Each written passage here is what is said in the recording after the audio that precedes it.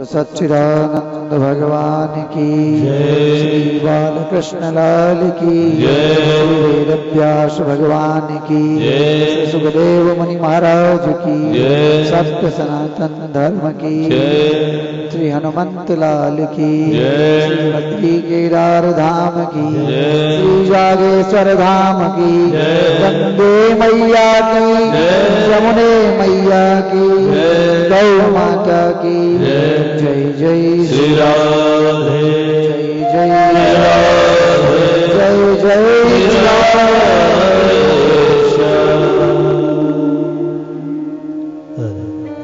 परम श्रद्धेय प्रातस्मरणीय अकारण करुणा वरुणालय भक्तवांछा कल्पतरु मुरली मनोहर श्याम सुंदर एवं राधा रानी के पावन चरणों में कोटिशः दंडवत प्रणाम। भगवान की वांगमयी प्रतिमा शब्द ब्रह्म स्वरूप पुराणों में दिवाकर नाम से प्रतिष्ठित कोटि सूर्य समप्रभ अज्ञान ध्वांत विध्वंसक श्री भागवत महापुराण को कोटिशः दंडवत प्रणाम। भगवान की समस्त विश्वात्माओं को नमन।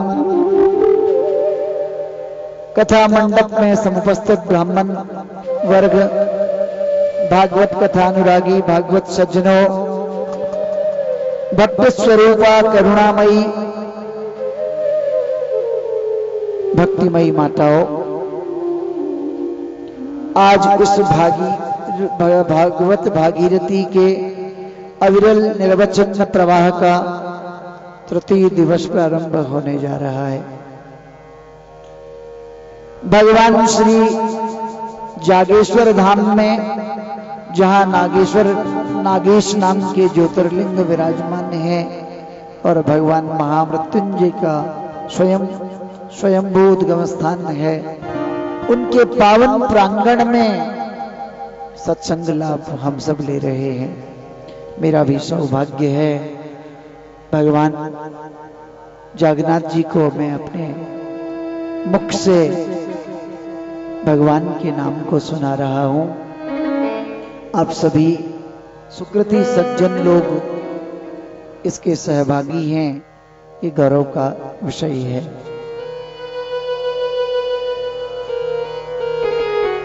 भागवत में लिखा है, स्वयं वेदव्यास जी के शब्दों में, नृदेहमाद्यम सुलभम सुदुर्लभम प्लवम सुकल्पम गुरुकर्णधारम मयानुकूलेन नभस्वतेरितम पुमान् भवाब्धे न तेरेत्सात्मा। ये नर शरीर, मानव शरीर पहले तो मिलना ही मुश्किल है। 84 लाख योनियों में भटकना पड़ता है। कीड़े मकोड़े, सांप बिच्छू, बंदर, घड़ियाल आदि सूकर कुकर की योनि से मुक्ति मिलकर के दुर्लभ पुण्यों से मानव जीवन मिला। और इस मानव जीवन का लक्ष्य जो है भगवत प्राप्ति है। बार बार जीवन मरण के चक्कर से छूटना है, बार बार कीड़े मकोड़े के रूप में जन्म लेने से बचना है, तो भगवत आश्रय लेना जरूरी है। और यहां अगर भगवत आश्रय किसी को मिल गया पूर्वजों के आशीर्वाद स्वरूप भगवत कृपा से, तो वह व्यक्ति धन्य है। और ऐसे सत्संग मौकों पर जाकर भी जो सांसारिक प्रपंचों में लगा रहे, मुक्ति के लिए नहीं सोचे, उसको आत्महाई कहेंगे। बोलो जय श्री कृष्ण। जय श्री कृष्ण।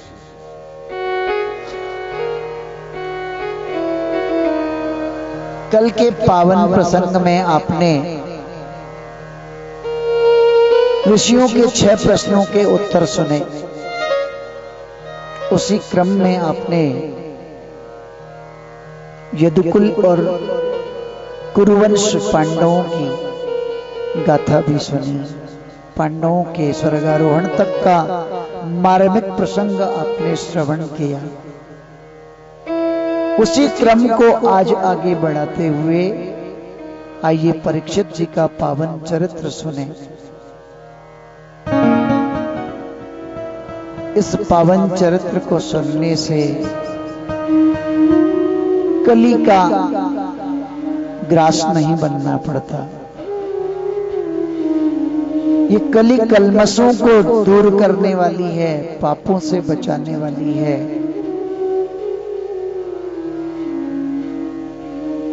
कथा मंडप में मोबाइल का प्रयोग ना करें तो मेरी प्रार्थना होगी आपसे। सब छोड़ के यहाँ बैठे हैं और यहाँ भी अगर ये राहु यंत्र पीछे लग गया फिर तो भजन होगा ही नहीं। बोलो जय श्री कृष्ण। जय श्री कृष्ण।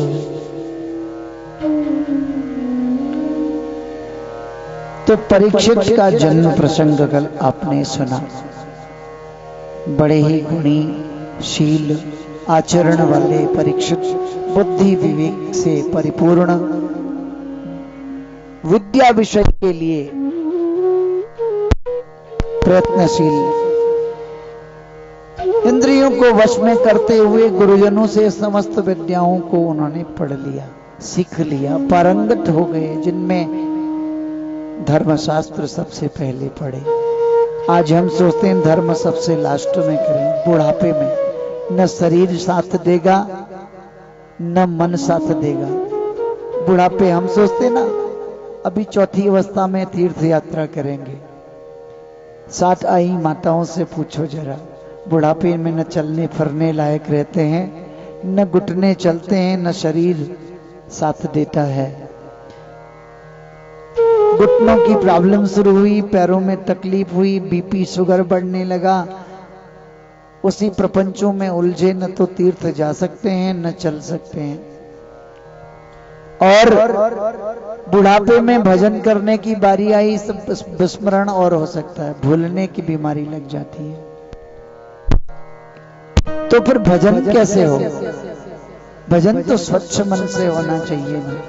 इसलिए सज्जनों, मुक्त होना है तो बुढ़ापे का इंतजार न करो। जिनको आ चुका है उनकी तो मजबूरी है, कुछ कर नहीं सकते। लेकिन जो दिन अपने हाथ आ जाए, कोशिश तो यही करनी चाहिए कि उस दिन का सदुपयोग भगवत भजन में करें, सत्संग लाभ में करें, जीवन को, मन को उस प्रवृत्ति की तरफ लगाएं। और जिनको भी बुढ़ापा नहीं आया है भाग्यशाली हैं। भागवत कृपा जिनमें आ चुकी है, सत्संग का आश्रय लेते हुए कुछ कुछ अच्छा सीखते रहें, जीवन में आगे बढ़ने की प्रेरणा।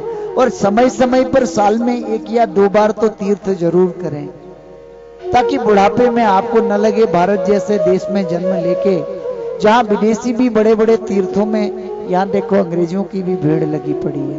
कहाँ? एक कोने में छुपा हुआ स्थान, यहाँ तक ढूंढ के वो लोग आ जा रहे हैं। हम भारत में रह के भी कुछ पता नहीं कि ये तीर्थ भी है। इसलिए जरूर तीर्थों का भी अनुशीलन करना चाहिए। उसका साक्षात वो तीर्थ क्या है ना, वो ऐसा स्थान है जो शुद्ध हो जाता है। वहां एक विशेष तरह की वाइब्रेशन रहती है। उस जागृत वाइब्रेशन से हम जीवन में सांसारिक क्लेशों से मुक्त होते हैं। बोलो जय श्री कृष्ण। जय श्री कृष्ण। तो परीक्षित बचपन से ही सबसे पहले धर्मशास्त्र का ज्ञान प्राप्त किया। धर्म मार्ग से आचरण करते हुए उन्होंने समस्त विद्याएं सीखी। 14 विद्याएं होती हैं। अंगानि वेदाश्चत्वारो, 4 वेद, उनके 6 अंग, शिक्षा, कल्पो, व्याकरणं च निरुक्तम ज्योतिषाम गति, छंदो विचित्रित्येति षडंगो वेद उच्यते। 6 अंग हैं, शिक्षा, कल्प, व्याकरण, निरुक्त, ज्योतिष, धर्मशास्त्र आदि, छंद शास्त्र आदि। 4 वेद, 6 अंग, 10 हो गए। मीमांसा और न्याय शास्त्र, मीमांसा, न्याय शास्त्र, धर्मशास्त्र, पुराण आदि, ये 14 विद्याएं विशेष रूप से मानी गई है। इसी में आपकी टेक्नोलॉजी भी आ जाती है, इसी में मेडिकल साइंस भी आ जाता है। सब अथर्ववेद के पार्ट हैं। गायन गंधर्व विद्या भी आ गई, इसमें सामवेद भी है, सब कुछ है। जो यहाँ नहीं है वो कहीं नहीं है, फिर जो कहीं मौजूद है, जो कहीं नहीं है वो यहाँ है। 14 विद्याएं, परीक्षित ने 14 विद्याओं को 56 विद्या बना दी। कैसे? विद्या 14 ही थी, 56 कैसे होगी? बोले अधीति बोध आचरण प्रचारण, अध्ययन किया, सब कंठीकृत कर लिया, फिर उनको मनन चिंतन करके पूरी तरह आत्मसात कर लिया। ये बोध हो गया। दो तरह से आचरण किया, खुद भी उसमें अनुशीलन करने लगे। अच्छा, प्रजा में राम राज्य की स्थापना हुई, बिल्कुल न्याय संगत प्रजा व्यवस्था चल रही है, दंड देने की जरूरत नहीं पड़ती। लोग इतने जागृत हो चुके हैं, इतने सुशिक्षित हो गए, सद्भाव प्रेम सौमनस्य सबके अंदर व्याप्त है। तो ये है आचरण। और जब सब कुछ कर लिया तो प्रचारण। हम ठीक है तभी हम दूसरे को ठीक होने की शिक्षा दे सकते हैं। और हम पाप कर्मों में लिप्त हैं, दूसरे को सिखाने की कोशिश करते हैं तो कोई सुनने वाला नहीं है। आज हमारे देश की विडंबना क्या है? हर आदमी दूसरे को सुधारना चाहता है, स्वयं कोई सुधरना नहीं चाहता। अगर अपने आप को हम सुधारें तो शायद दूसरा भी हमारे चरित्र से सीख करके थोड़ा बहुत सुधरेगा। लेकिन हम दूसरे को सुधारने की कोशिश करते हैं तो किसी में परिवर्तन नहीं आता। बोलो जय श्री कृष्ण। इसलिए अधीति बोधा चरण प्रचारण, आचरण हो गया और प्रचार हो गया। 4 प्रकार से हो गई। 14 विद्याएं हैं, 14 मल्टीप्लाई बाई 4 है, 4 56 हो गया। तो 56 विद्याओं के ज्ञाता हैं परीक्षित। देखिए, उसके बाद उन्होंने शस्त्र विद्या सीखी। बचपन से ही शस्त्र में भी निपुण रहे, शस्त्र शास्त्र में पारंगत हो गए। अग्रतः सकलम शास्त्रम पृष्ठतः ससरम धनु, खाली आपके पास गोली होगी, धनुष बाण होगा, तमंचे होंगे तो आप लोगों को लुटने में, लोगों को डराने में प्रयोग करेंगे। परीक्षित ने ऐसा नहीं किया। अग्रतः सकलम शास्त्रम, सारा शास्त्र तो आगे से दिशा दिखा रहा है, जहां जरूरत पड़ेगी वहीं दिखाने की जरूरत नहीं पड़ेगी। आपका उपस्थिति ही काफी है, क्योंकि शास्त्र पहले आ गया, आपने दुरुपयोग किया ही नहीं। आपने कोशिश की कि धनुष बाण भी दिखाना ना पड़े, गदा और खड्ग भी दिखाने की जरूरत ना पड़े। ठीक है, पीछे धनुष बाण भी तैयार है।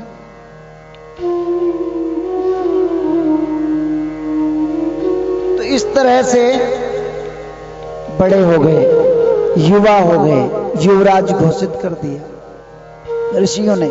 अभी भी ऋषि मुनि चला रहे हैं न्याय व्यवस्था को।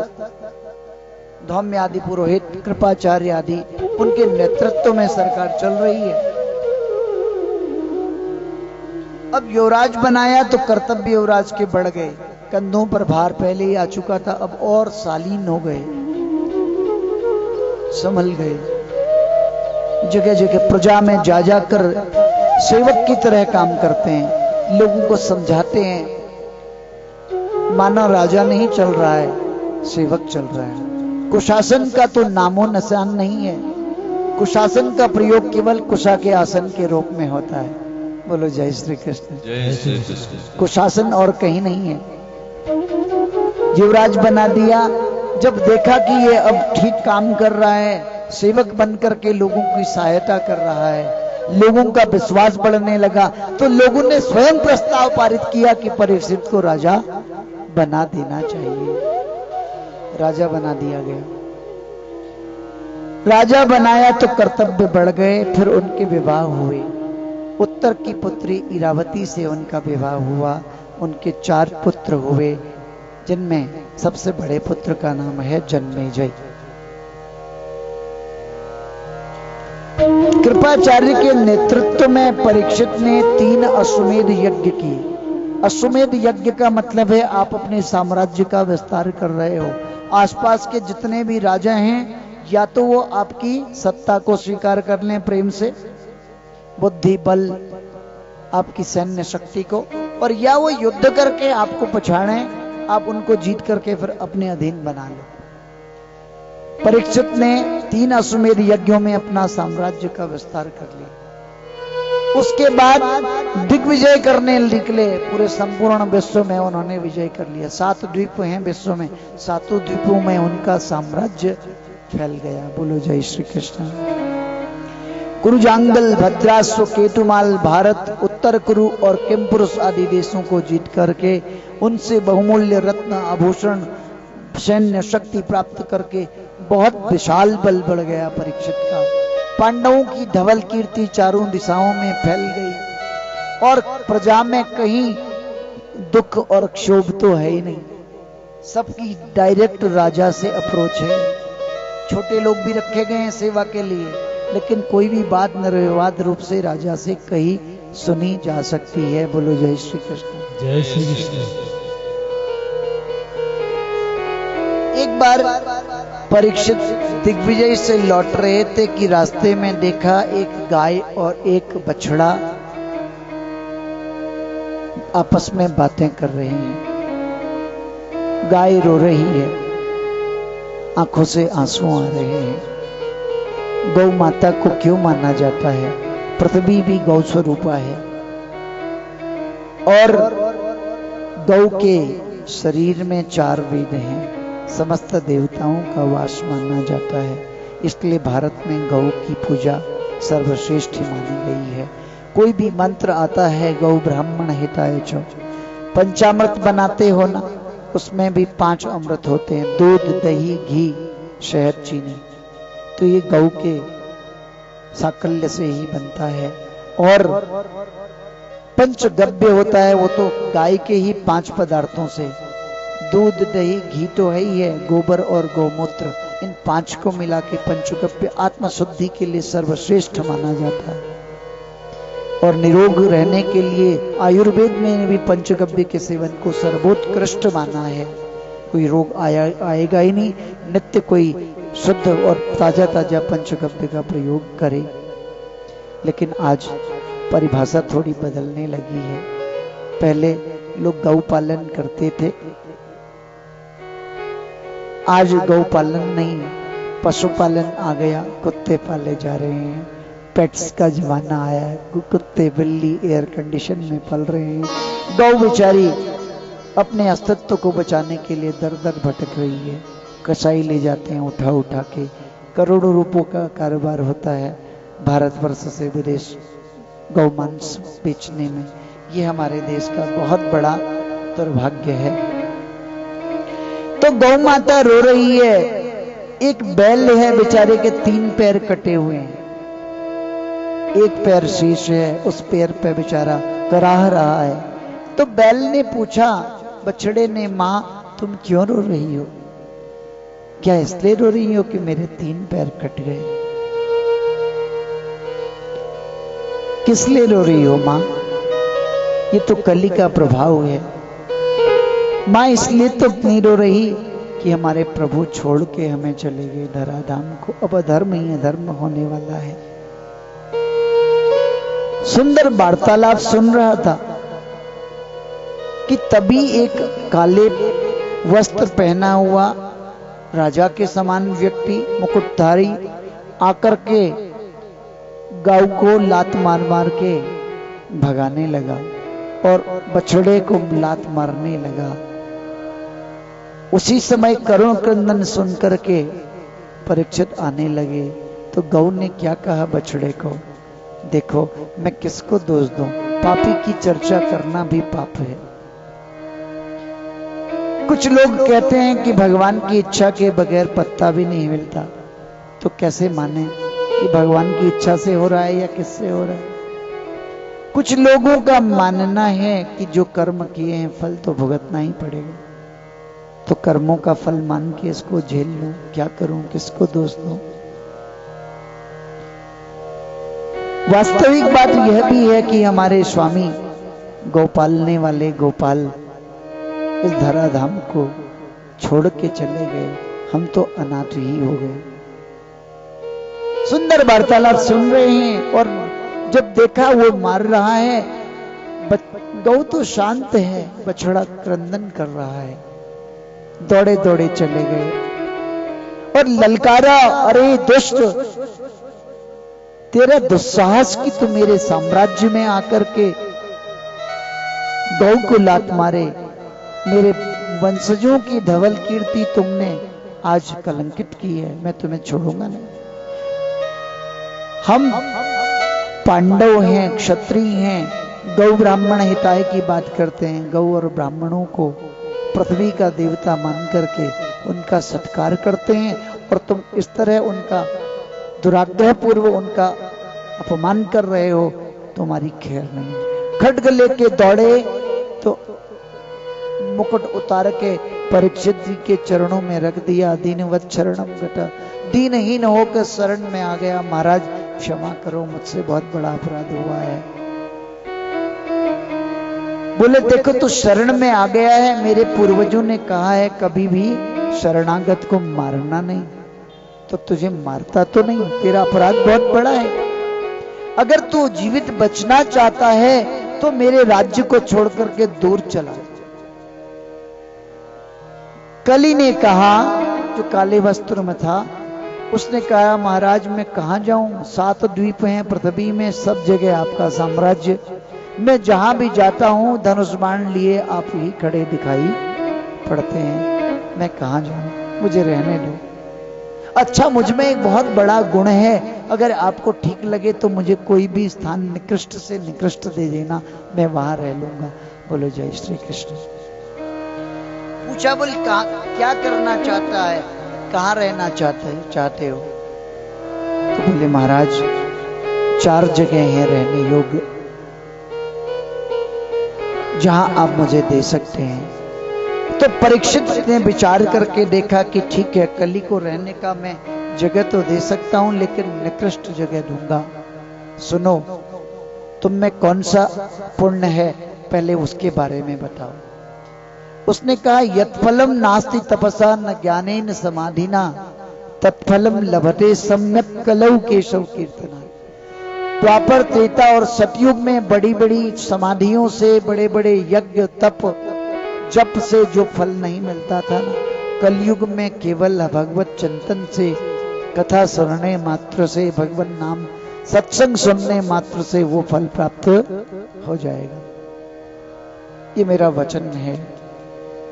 गोस्वामी जी कहते हैं कलयुग केवल नाम आधारा, कलयुग केवल नाम आधारा, सुमिर सुमिर नर उतर ही पारा, सुमिर सुमिर नर उतर ही पारा।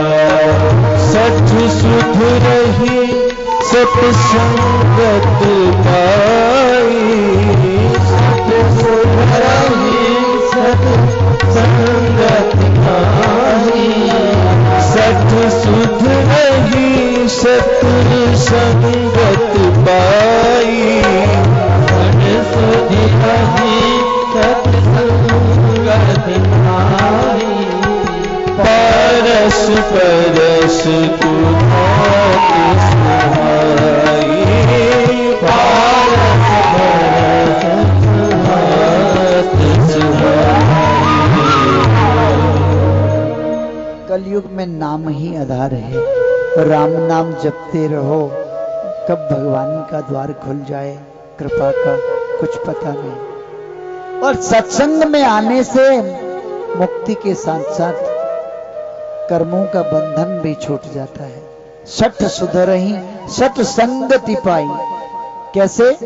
पारस परस कुधात सुहाई। पारस मणि होती है ना, उससे लोहा छू जाए तो उसको सोना बना देती है। आपके कर्मों का बंधन ही छूट गया, जंग लगने का सवाल ही नहीं पैदा हुआ, आप बिल्कुल खरे सोने हो गए। इसलिए यहां आने से मुक्ति के साथ साथ आपके कर्मों का बंधन छूट जाता है। जब तक कर्म बंधन नहीं छूटेंगे मुक्ति भी नहीं होगी। बोलो जय श्री कृष्ण। जय श्री कृष्ण। परीक्षित युग दृष्टा थे, उन्होंने सोचा तो ये आगे लोग इतने आलसी होंगे, सुबह शाम की पूजा तक नहीं करेंगे, जब तब तो बहुत थोड़ी बात, बहुत बड़ी बात रही। इसलिए चलो मैं तुम्हें रहने देता हूं। सुनो, तुम्हारे लिए 4 स्थान मैंने निर्धारित कर दिए। कौन से? द्यूतम पानम स्त्रिय सोना यत्रा धर्मश्च चतुर्विधा। एक तो द्यूत, जहां जुआ खेला जा रहा हो, वहां तुम झूठ के रूप में, कपट के रूप में तुम्हारा वास होगा। जुए में झूठ भी चलता, कपट भी चलता है, इसलिए वहां कलयुग का इस तरह से वास है। पानम, जहां मदिरा पाई लोग रहते हो। घर से देखते हैं ना, 2 भाई भाई सगे भी जाते हैं कंधे में हाथ डाल करके, मदिरा पीने के बाद आपस में ही माँ बहन की सुनाने लगते हैं। बोलो जय श्री कृष्ण। ये कली का मद के रूप में वास है मदिरा में। तीसरा है स्त्रिय,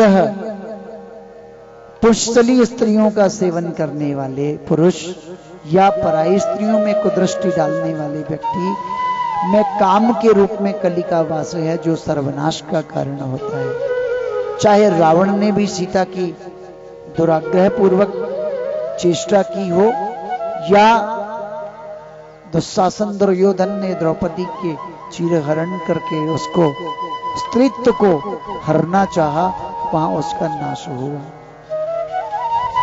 चौथा स्थान कसाई खाना, वैर के रूप में निरपराध पशुओं की बलि दी जाती है, वहां पर कली का वास होता है। इसलिए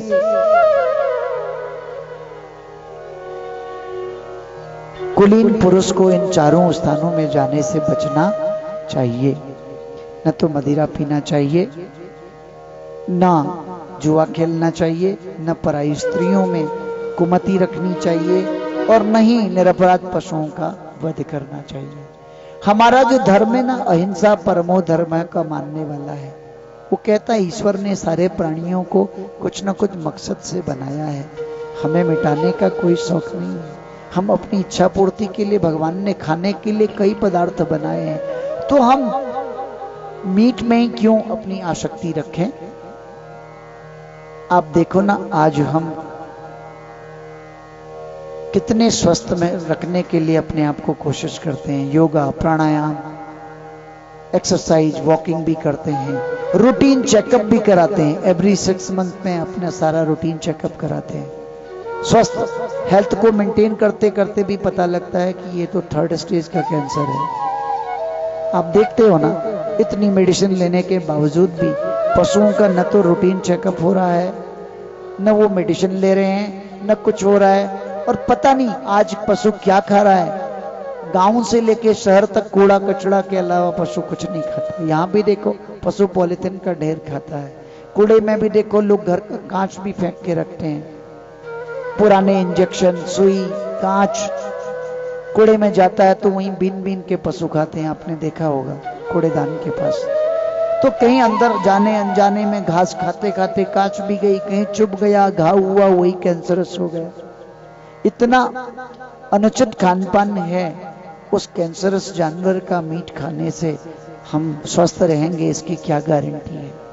इसलिए हो सके तो मेरे ख्याल से जो शास्त्र का कथन है वो युक्ति संगत है, वो गलत नहीं है। हमें जरूर लगता है, और हम लोग क्या है ना, शास्त्रों को मानते कब हैं, जब वो हमारे अनुकूल होते हैं। हम शास्त्र को वहां मानते लगता है कि जहां इसमें बिगड़ कुछ नहीं रहा हमारा, और हम मान सकते हैं, हमारी फ्लेक्सिबिलिटी वहीं तक है लगता है। और जहां हमें कुछ कॉम्प्रोमाइज करना पड़ा, वहां हम मानने से इनकार कर देते हैं। ये हमारी सबसे बड़ी प्रॉब्लम है। बोलो जय श्री कृष्ण। जय श्री कृष्ण। तो देखो, कली को, गौ को मारने के कारण, गौ को पीड़ित करने के कारण दंड दिया परीक्षित ने। ये भारत देश है जो हिंदू संस्कृति गौ ब्राह्मण हिताय की बात करती है, गौ पालने की बात करती है, गौमूत्र से अपनी शुद्धि की बात करती है, मरने के बाद भी गौदान करके परलोक जाने की बात करती है। वो आज गौकशी के चक्कर में वोट बैंक की राजनीति करने लगे हैं, वो सेक्युलर होने लगे हैं, वो धर्मनिरपेक्ष कहे जाने लगे हैं। जहां पर दूसरे धर्म को खुश करने के लिए, अपना वोट बैंक पक्का करने के लिए लोग उनके हित की बात करते हैं। यहाँ 70% 75% हिंदू निवास करता है, चाहे सिख हो, चाहे जैनी हो, चाहे बौद्ध हो, चाहे हिंदू हो, और 25 अदर का लोग हैं। उनको पता है हिंदू तो बेवकूफ़ है, वो तो वोट डाल ही देगा, उसको तो कोई फर्क नहीं पड़ता, कोई माँ बहन की गाली भी दे, कोई कुछ भी करे, लेकिन अन्य धर्मों के लोगों को समाहित करना है तो उनकी बात करनी पड़ेगी, उनके हित की बात करनी पड़ेगी। कैसी विडंबना है देखिए। जो सेव टाइगर की बात करते हैं ना, उनको समाज सुधारक कहा जाता है, वो समाज सेवी है। जो कुत्ते बिल्ली को पालते हैं वो पशु प्रेमी कहे जाते हैं। और जो सेब काऊ की बात करते हैं, गौरक्षा की बात करते हैं, वो सांप्रदायिक कहे जाते हैं इस देश में। कितनी बड़ी विडंबना है। एक जंगली काले हिरण का शिकार करने पर 25-25 साल तक केस चलता है, 25 साल तक केस चलता है, और करोड़ों रुपए अदालतों में जज को, वकीलों की फीस दी जाती है, और फिर भी केस खत्म नहीं होता। और उस देश में सरेआम गौ के कत्ल हो रहे हैं, गौकशी हो रही है, किसी को कोई फर्क नहीं पड़ता। ये हमारा देश है, वो देश जो सर्वे भवन्तु सुखिनः की बात करता है। ये वो संस्कृति है, किसी का अहित नहीं करती। शत्रु के भी सुखी होने की बात कभी किसी ने की है, वो इस हिंदू धर्म ने की है, इस सनातन संस्कृति ने की है। ये वही देश है जो वसुधैव कुटुंबकम की बात करता है। समस्त सृष्टि ही कुटुंब है, हमारा परिवार है, हम उसके एक अंग हैं। ये कोई बात करता है तो हिंदू संस्कृति करती है। उस देश में हम कितने अंधे हो गए हैं अपने स्वार्थ में। हमें वोटों की खुशबू आनी चाहिए, हम कुछ भी अहित करने को तैयार हैं। बोलो जय श्री कृष्ण। अब कलयुग ने तो सोचा ये राजा इन चारों स्थानों में जाने वाला नहीं है। न तो ये जुआ खेलता है, न मदिरा पीता है, न परस्त्रियों में रति रखता है, न कसाई खाना जाता है, नहीं गौ या पशुओं का हिंसा करता है। जब तक राजा हमारी मुट्ठी में नहीं आएगी तो प्रजा तो आएगी नहीं, हमारा साम्राज्य फैल नहीं सकता। चतुराई से कली ने कहा, महाराज मैं खुश हूं, तुमने जगह ऐसे दी है मुझे, लेकिन एक अच्छी जगह भी दे दो तो मेरी भी खुशी थोड़ी दोगुनी हो जाएगी। बोले कहाँ चाहते हो? देखा नीचे से ऊपर राजा सोना ही सोना पहना हुआ है, तो कह दिया स्वर्ण में निवास चाहिए।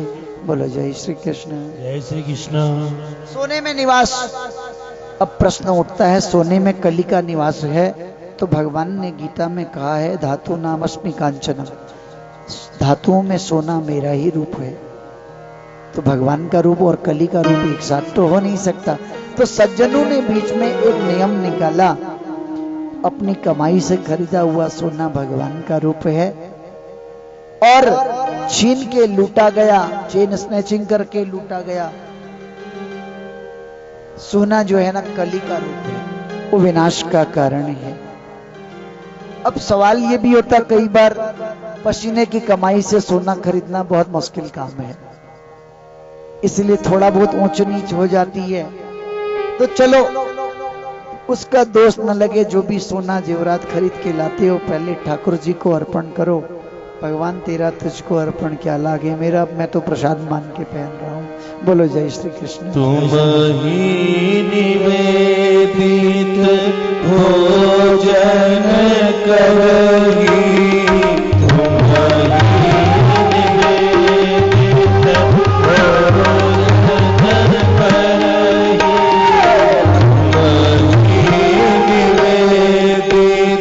भोजन करही, तुम ही निवेदित भोजन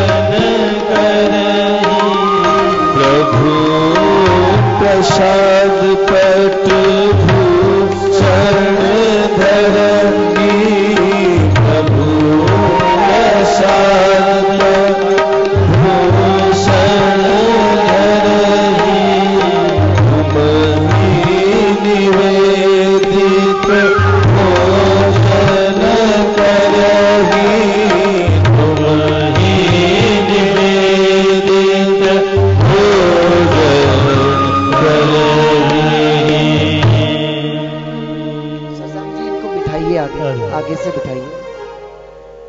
आगे दरी से बिठाना शुरू करिए, ज्यादा बढ़िया है, नीचे बैठे हैं सब लोग।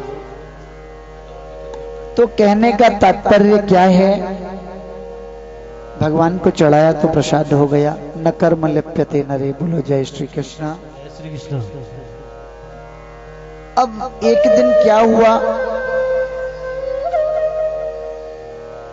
राजा जंगल में घूमने की इच्छा से परीक्षित निकले। जंगल में घूमने के लिए जाने की इच्छा रखी, घोड़े पर सवार होकर के जंगल जाने लगे। तो एक घर में स्मृति चिन्ह के रूप में, बड़ा ध्यान से सुनना आप लोग, बोलो नहीं, राजा के ऊपर कली का कैसे आक्रमण हुआ, जरा ये प्रसंग जरूर सुनो, क्योंकि ये भागवत का बिल्कुल उद्गम स्थान है, इसी कारण परीक्षित को भागवत सुननी पड़ी।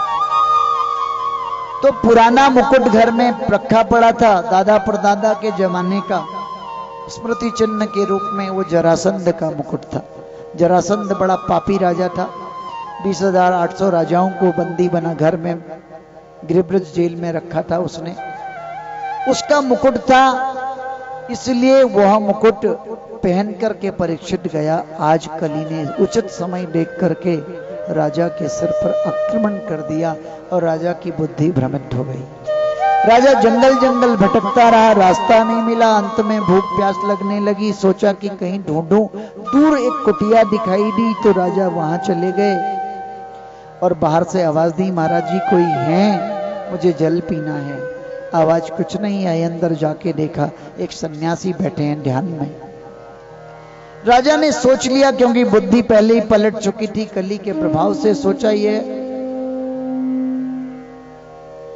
आडंबरी, ये ढोंगी मुझे देख करके ध्यान करने बैठ गया कि राजा को जल पिलाना पड़ेगा, भोजन कराना पड़ेगा।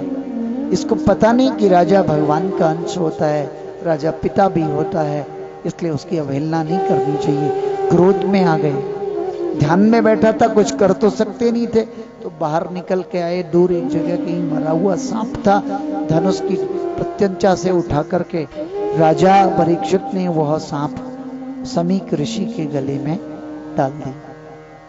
ऋषि बिल्कुल भी विचलित नहीं थे, क्योंकि वो ढोंग कर ही नहीं रहे थे, वो तो वास्तविक ध्यान में थे। राजा ने देखा कोई हलचल नहीं हुई, वहां से लौट के अपने घर आ गए।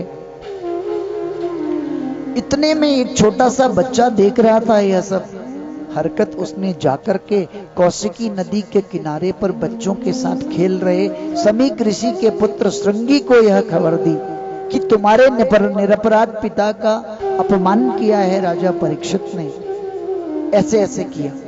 सब घटना बताई तो वह क्रोधित हो गए और छोटे से श्रृंगी ऋषि कौशिकी नदी के जल में जाकर के उसके जल से संकल्प करके उन्होंने राजा को श्रापित दे दिया। इति लंघित मर्यादम तक्षकः सप्तमेहनि दंशति स्म कुलांगारम।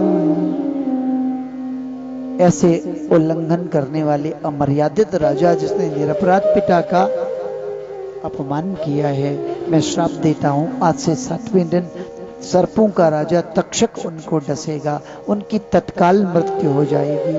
बोलो जय श्री कृष्ण। जय श्री कृष्ण।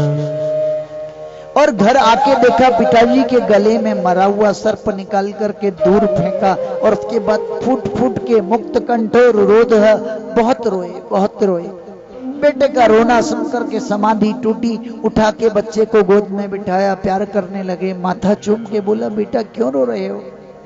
बेटे ने सारी सूचना बता दी, पिताजी ऐसा ऐसा हुआ, मैंने तो श्राप दे डाला। बहुत लज्जित हुए, पुत्र की बिल्कुल भी प्रशंसा नहीं की और कहा कि अरे निर्बुद्धि तूने क्या किया। ऐसा राजा फिर कई युगों में होता है, पांडवों से भी ज्यादा, युधिष्ठिर से भी जिसका सशक्त साम्राज्य है हो, जो ऐसे राजा को तूने श्राप देके अच्छा नहीं किया। अब धर्मनिष्ठ राजा नहीं होंगे, धर्मनिरपेक्ष राजा होंगे। धर्म की बड़ी बड़ी बातें करेंगे, लेकिन अधर्मी, चोर, डकैत, प्रजा का धन लूटने वाले कुकर्मी राजा बनेंगे, इस देश का अशांति और अराजकता का कारण बनेंगे। सोचा जिस जिस परीक्षित को मां के गर्भ में भगवान आपने बचाया सुदर्शन चक्र लेके, आज उसी आपके भक्त को जो सम्यक्तया सृष्टि पालन कर रहा था, एक छोटे से अपराध के कारण, वो भी अपराध नहीं, राजा परीक्षा भी ले सकता है, मेरे पुत्र ने श्राप दिया, भगवान मुझे क्षमा करना। पापम कृतम तर भगवान सर्वात्मा क्षंतुम अर्हसि, भगवान मुझे क्षमा करिए। और अपने शिष्य गौरमुख को भेज दिया, जाओ राजा को बता दो कि मेरे पुत्र ने उनको श्राप दिया है, अपनी रक्षा के लिए वह कुछ उपाय जरूर करें। और जाकर के जो गौरमुख ने समस्त वृत्तांत राजा को सुनाया, राजा बिल्कुल विचलित नहीं हुए, बिल्कुल भी नहीं। उनको बड़ा धैर्य सुकून मिला। मुकुट उतारने के बाद नहाते ही उनको एहसास हो गया बहुत बड़ा अपराध कर दिया। सोचने लगे कि मैं ऐसा कैसे कर सकता हूँ, मैं तो राजा, मैं तो ब्राह्मणों का उपासक हूँ, गौ के हित की बात करता हूँ, मेरे पूर्वजों ने तो हमेशा गौ ब्राह्मण की बात की है, क्योंकि ब्राह्मण ही है जो समाज को धर्म से जोड़ करके एक निष्ठ राज्य दिखाता है। आज धर्म के कारण इतने लोग एक साथ हो गए हैं, इतने लोग धर्म से जुड़ गए हैं, तो ये प्रयास ब्राह्मण का ही है, ब्राह्मणों का ही है। ये ठीक है, समाज में अच्छे बुरे सब तरह के लोग हर समाज में हैं, ठीक है, लेकिन कुछ लोग हैं, अच्छे लोग ज्यादा हैं। अच्छे लोग दिखते कम हैं क्योंकि हम उनको देखते नहीं हैं, बुराई जल्दी नजर आने लगती है। आप सुंदर बन के गए हो, कोई एक आदमी ही कह सकता है आपको एक दो लोग बड़े अच्छे लग रहे हैं, और सच में मुंह में यहाँ काला धब्बा लगा हो या कहीं पर कुछ गंदगी बैठी हो तो दुनिया आपको कहे अरे यहाँ क्या हुआ, यहाँ चोट कैसे लगी, अच्छा ये गंदगी कैसे लगी, जरा मुंह देख के आओ, 50 लोग टोकने लगेंगे। बुराई कितनी जल्दी दिखती है, देखा? ऐसा नहीं कि अच्छा काम नहीं हो रहा है। हमारी मीडिया आज क्या काम कर रही है, मीडिया आज बुराइयां दिखा रही है। 90% न्यूज देख लीजिए, नेगेटिव न्यूज भरी पड़ी है, अच्छाई दिखाते नहीं। और इतना मसाला मिर्च लगा करके परोसते हैं ना, फिर न्यूज देख करके लगता है इस देश में तो रहने लायक रह नहीं गया। बोलो जय श्री कृष्ण। बाहर की कंट्रीज में लोगों को देखो, जो हिंदुस्तानी बाहर रह रहे हैं वो नहीं आना चाहते हैं क्योंकि मीडिया से डर जाते हैं। और वास्तविक में जब वहां जाते हैं, कहते हो तुम कैसे रहते हो, कहते कैसे रहते हैं, वहां तो सब बढ़िया है, वहां ऐसा कोई प्रॉब्लम है ही नहीं। हमारे पास पड़ोस में इतने लोग हैं, मेरे ख्याल से कोई बुरा आदमी है नहीं। ये तो मीडिया दिखा रही है। इसलिए कहने का अर्थ है, अच्छाई ढूंढोगे तो अच्छाई मिलेगी, बुराई ढूंढने जाओगे तो बुराई ही बुराई मिलेगी। अच्छे में भी बहुत सारी बुराइयां तुम्हें मिलेंगी। ये दृष्टिकोण है अपना। बचपन में हम लोग चश्मा पहनते थे ना, खिलौने वाले, लाल चश्मा पहन के लगता था पूरा संसार लाल लाल है। हरा चश्मा पहन के सोचते थे सब ग्रीन ग्रीन दिख रहा है, और पीले से पीला और काले चश्मे से धूप छां दिखता था। ऐसे ही दृष्टिकोण है, जैसी आंखें बना लोगे दुनिया देखने की ना, वैसे देखने की आदत पड़ जाएगी। यथास्मै रोचते विश्वम तथैदं परिवर्तते। जैसा देखोगे वैसा दिखाई देगा। जरूरी नहीं जो दिख रहा है वो सही दिख रहा है, इसलिए अंतर्दृष्टि की जरूरत है, विजन होना चाहिए। ये बाहरी दृष्टि गलत दिखाती है, आपका इंटरनल विजन सोच के साथ डेवलप होता है। आप अच्छी सोच रखते हैं, आप पॉजिटिव सोच वाले हैं, ऑप्टिमिस्टिक हैं, तो हमेशा सकारात्मक अप्रोच होती है। किसी ने बोला है नथिंग इज गुड और bad, thinking make it so. आपकी सोच उसको अच्छा बुरा बनाती है। बोलो जय श्री कृष्ण। जय श्री कृष्ण। राजा ने बिल्कुल बुरा नहीं कहा, कहा कि मेरे ऊपर तो ब्राह्मण पुत्र ने बहुत बड़ा उपकार किया, मुझ ऐसे अपराधी को तो तत्काल मर जाना चाहिए था, मेरा साम्राज्य नष्ट हो जाना चाहिए था। उसने 7 दिन में मुझे समय देकर उपकार किया, मेरे कुल का नाश होने का, उसने ये कहा कि मेरे कुल को नाश होने का श्राप नहीं मिला, कुल बच गए। मैं मर भी गया तो कोई बड़ी बात नहीं, 7 दिन में अपना खोज लूंगा रास्ता। हम सोचते हैं ये दुख भी मुझे ही आना था, ये प्रॉब्लम भी मुझे ही होनी थी, चेन मेरी ही गायब होनी थी, पैसे मेरे ही खोने थे, चोट भी मुझे ही लगनी थी, मैंने किसका क्या बिगाड़ा, मेरा तो भाग्य ही खराब है। जहां जाते हैं अरे हमने इतनी नेगेटिविटी अपने में पाल ली है, भाग्य भाग्य बोल बोल के। जो ना अपने भाग्य को कोसता रहता है ना, सद्भाग्य उसके द्वार पर आकर के वापस चला जाता है। कभी उसको राजा ने नहीं बोला, बोला वो तो ये भी श्राप दे सकता था कि कुटुंब कुनवा सब नष्ट हो जाए, उसके ऐसा अपराध था। वास्तव में पिता के लिए तो, पिता का अपमान पुत्र के लिए बहुत बड़ा अपमान है। और ऐसे तपस्वी ऋषि, उसने कितना बड़ा किया। और उसके बाद मुझे एक दिन में मरने की बात नहीं की, 7 दिन का समय दे दिया, मैं बहुत बड़ी बात है मेरे लिए। इसलिए ऑप्टिमिस्टिक सोच रखना जरूरी है। पॉजिटिव सोचो तो सब चीजें पॉजिटिव होंगी। उन्होंने तत्काल अपने छोटे से बालक जन्मेजय, अब बड़े हो चुके थे, उनके पिता के लिए तो बच्चा छोटा ही होता है, उसका राज तिलक किया। तत्काल घर बार छोड़ के पत्नी को कहा कि देवी अब तुम आराम से बच्चों के साथ सानंद रहो, मैं चलता हूं अपनी मुक्ति का उपाय खोजूं। जो बुराई मैंने की है शायद कुछ अच्छा ही करके जाऊंगा, वो बुराई भी धुल जाएगी। कोशिश तो करूं, जो बुराई कर ली वो तो वापस आ नहीं सकती। जो मैंने कर लिया है मैं उसको वापस ला ही नहीं सकता, लेकिन मैं कुछ ऐसा करूं कि जाता जाता एक अवगुण मेरा 4 गुणों से छुप सकता है। लोग कहें चलो जाते जाते कुछ अच्छा करके गया, वो दुआएं बन जाए। बोलो जय श्री कृष्ण। घर बार छोड़ के मुजफ्फरनगर के पास शुक्र तीर्थ चले गए। गंगा जी के तट पर बैठ करके शरण ले ली, किसी का पूछा नहीं, अपने आप भगवान का ध्यान करने लगे। और भगवान भी सच्चे भक्तों को, जिसका मन अच्छा है ना, गलती से अपराध हुआ है, हुआ तो है, उसको अपराध नहीं हुआ नहीं कह सकते।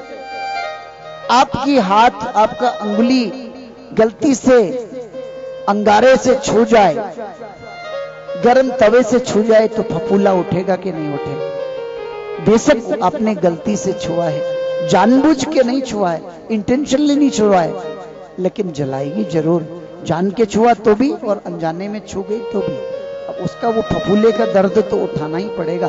अनजाने में छुआ है, 4 लोग आपको सिंपैथी देने आ जाएंगे और कोई बर्नॉल लगा देगा, कोई डिटॉल लगा देगा, कोई मरहम पट्टी कर देगा, कोई इंजेक्शन लगा देगा, आपकी प्रॉब्लम आदि।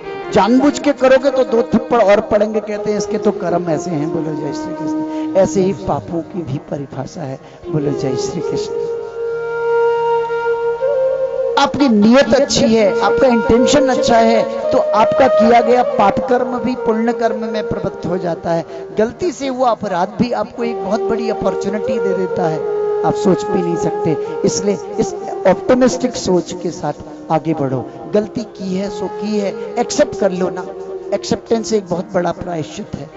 आपने उसको रियलाइज कर लिया, एक्सेप्ट कर लिया, हुई है, कोशिश करूंगा कि इसको सुधारूं, नहीं कि उस गलती को दूसरे पे थोको और भाग्य भाग्य चिल्लाओ, भगवान पे चिल्लाओ। कुछ नहीं होता भगवान, अरे तुमने बुरा किया है, उस समय तो नहीं सोचा भगवान, अब करने के बाद आप सोच रहे हो।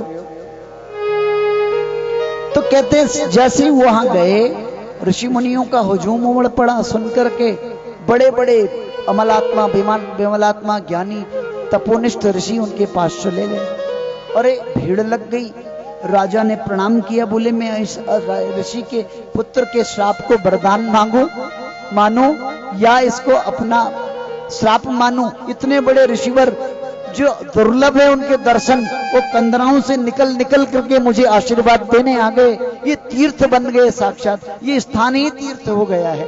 क्योंकि सज्जनों, गंगादी तीर्थों में, हरिद्वार, प्रयागराज, बड़े बड़े तीर्थों में ऋषि मुनि लोग जाते हैं तो पुण्य आते हैं, और पापी लोग वहां नहाते हैं तो सब पाप छोड़ आते हैं, फिर तीर्थ दरिद्री हो जाते हैं। जैसे पेड़ ना पतझड़ आने पर बिल्कुल ठोंठ हो जाता है, लग क्या सूख गया। वो कहते फिर पुण्य आते कैसे हैं? बड़े बड़े वो अमलात्मा तप करने से, वो ऋषि मुनि जो कंदराओं बैठ के तप करते हैं, वो जाते हैं, फिर से उस तीर्थों में रौनक लौट आती है। उनकी चरण धूलि से वो तीर्थ वास्तविक तीर्थ बन जाता है, पुण्यात्मा बन जाता है। कौन है? पुण्य न संस्तुता। फिर आगे उस पुण्यों की परिपाटी चली आती है। वो साक्षात तीर्थों को भी पवित्र करने वाले तीर्थी ऋषि आज मेरे पास आ गए हैं। मेरा इंटेंशन गलत नहीं था, अनजाने में, चाहे कली के प्रभाव से हुआ था, लेकिन ये तो वरदान बन गया है। गदगद हो गए, आंखों से आंसू आए। पूछा महाराज अब आ गए हो, समय बहुत कम है, 7 दिन का समय था, एक दिन बिल्कुल समाप्ति पर आ गया है, 3 प्रहर बीत गए हैं। बस समय आपका नहीं लूंगा, मुझे बताओ कि संसार से मरण धर्मा प्राणी को क्या करना चाहिए, मरने वाले प्राणी को क्या करना चाहिए। कुछ नहीं पूछा कि मेरे श्राप की मुक्ति का कोई उपाय बताओ, मुझे ब्रह्मद्रोह लग गया है, वो कैसे दूर होए, मेरी मुक्ति कैसे हो गई, कुछ भी नहीं पूछा।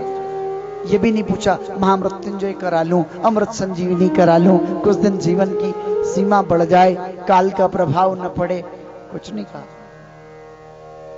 बैठ गए सुनने के लिए। तो तीर्थों में ऋषियों ने बहुत सारे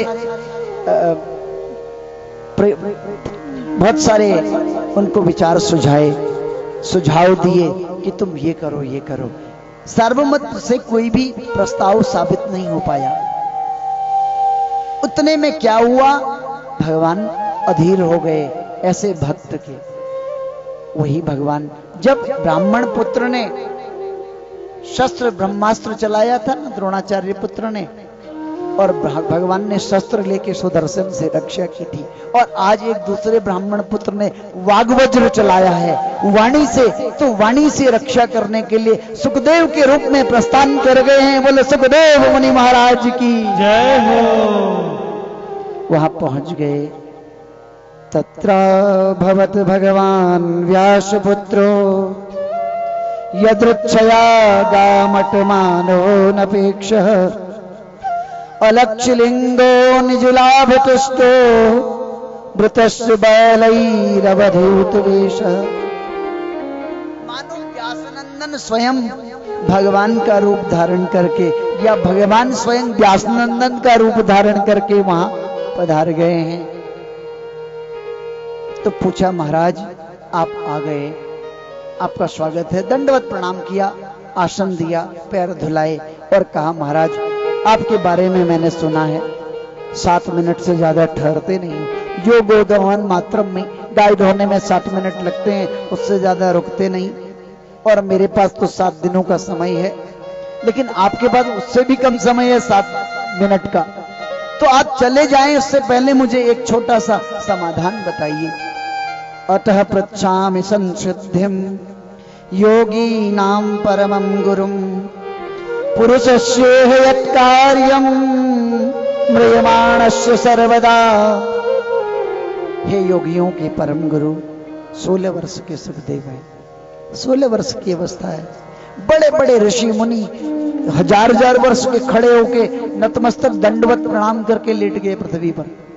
आपकी तो तेज, आपका पौरुषत्व, आपका ज्ञान महान है, उसके कारण आपको बड़े बड़े ऋषि प्रणाम करते हैं।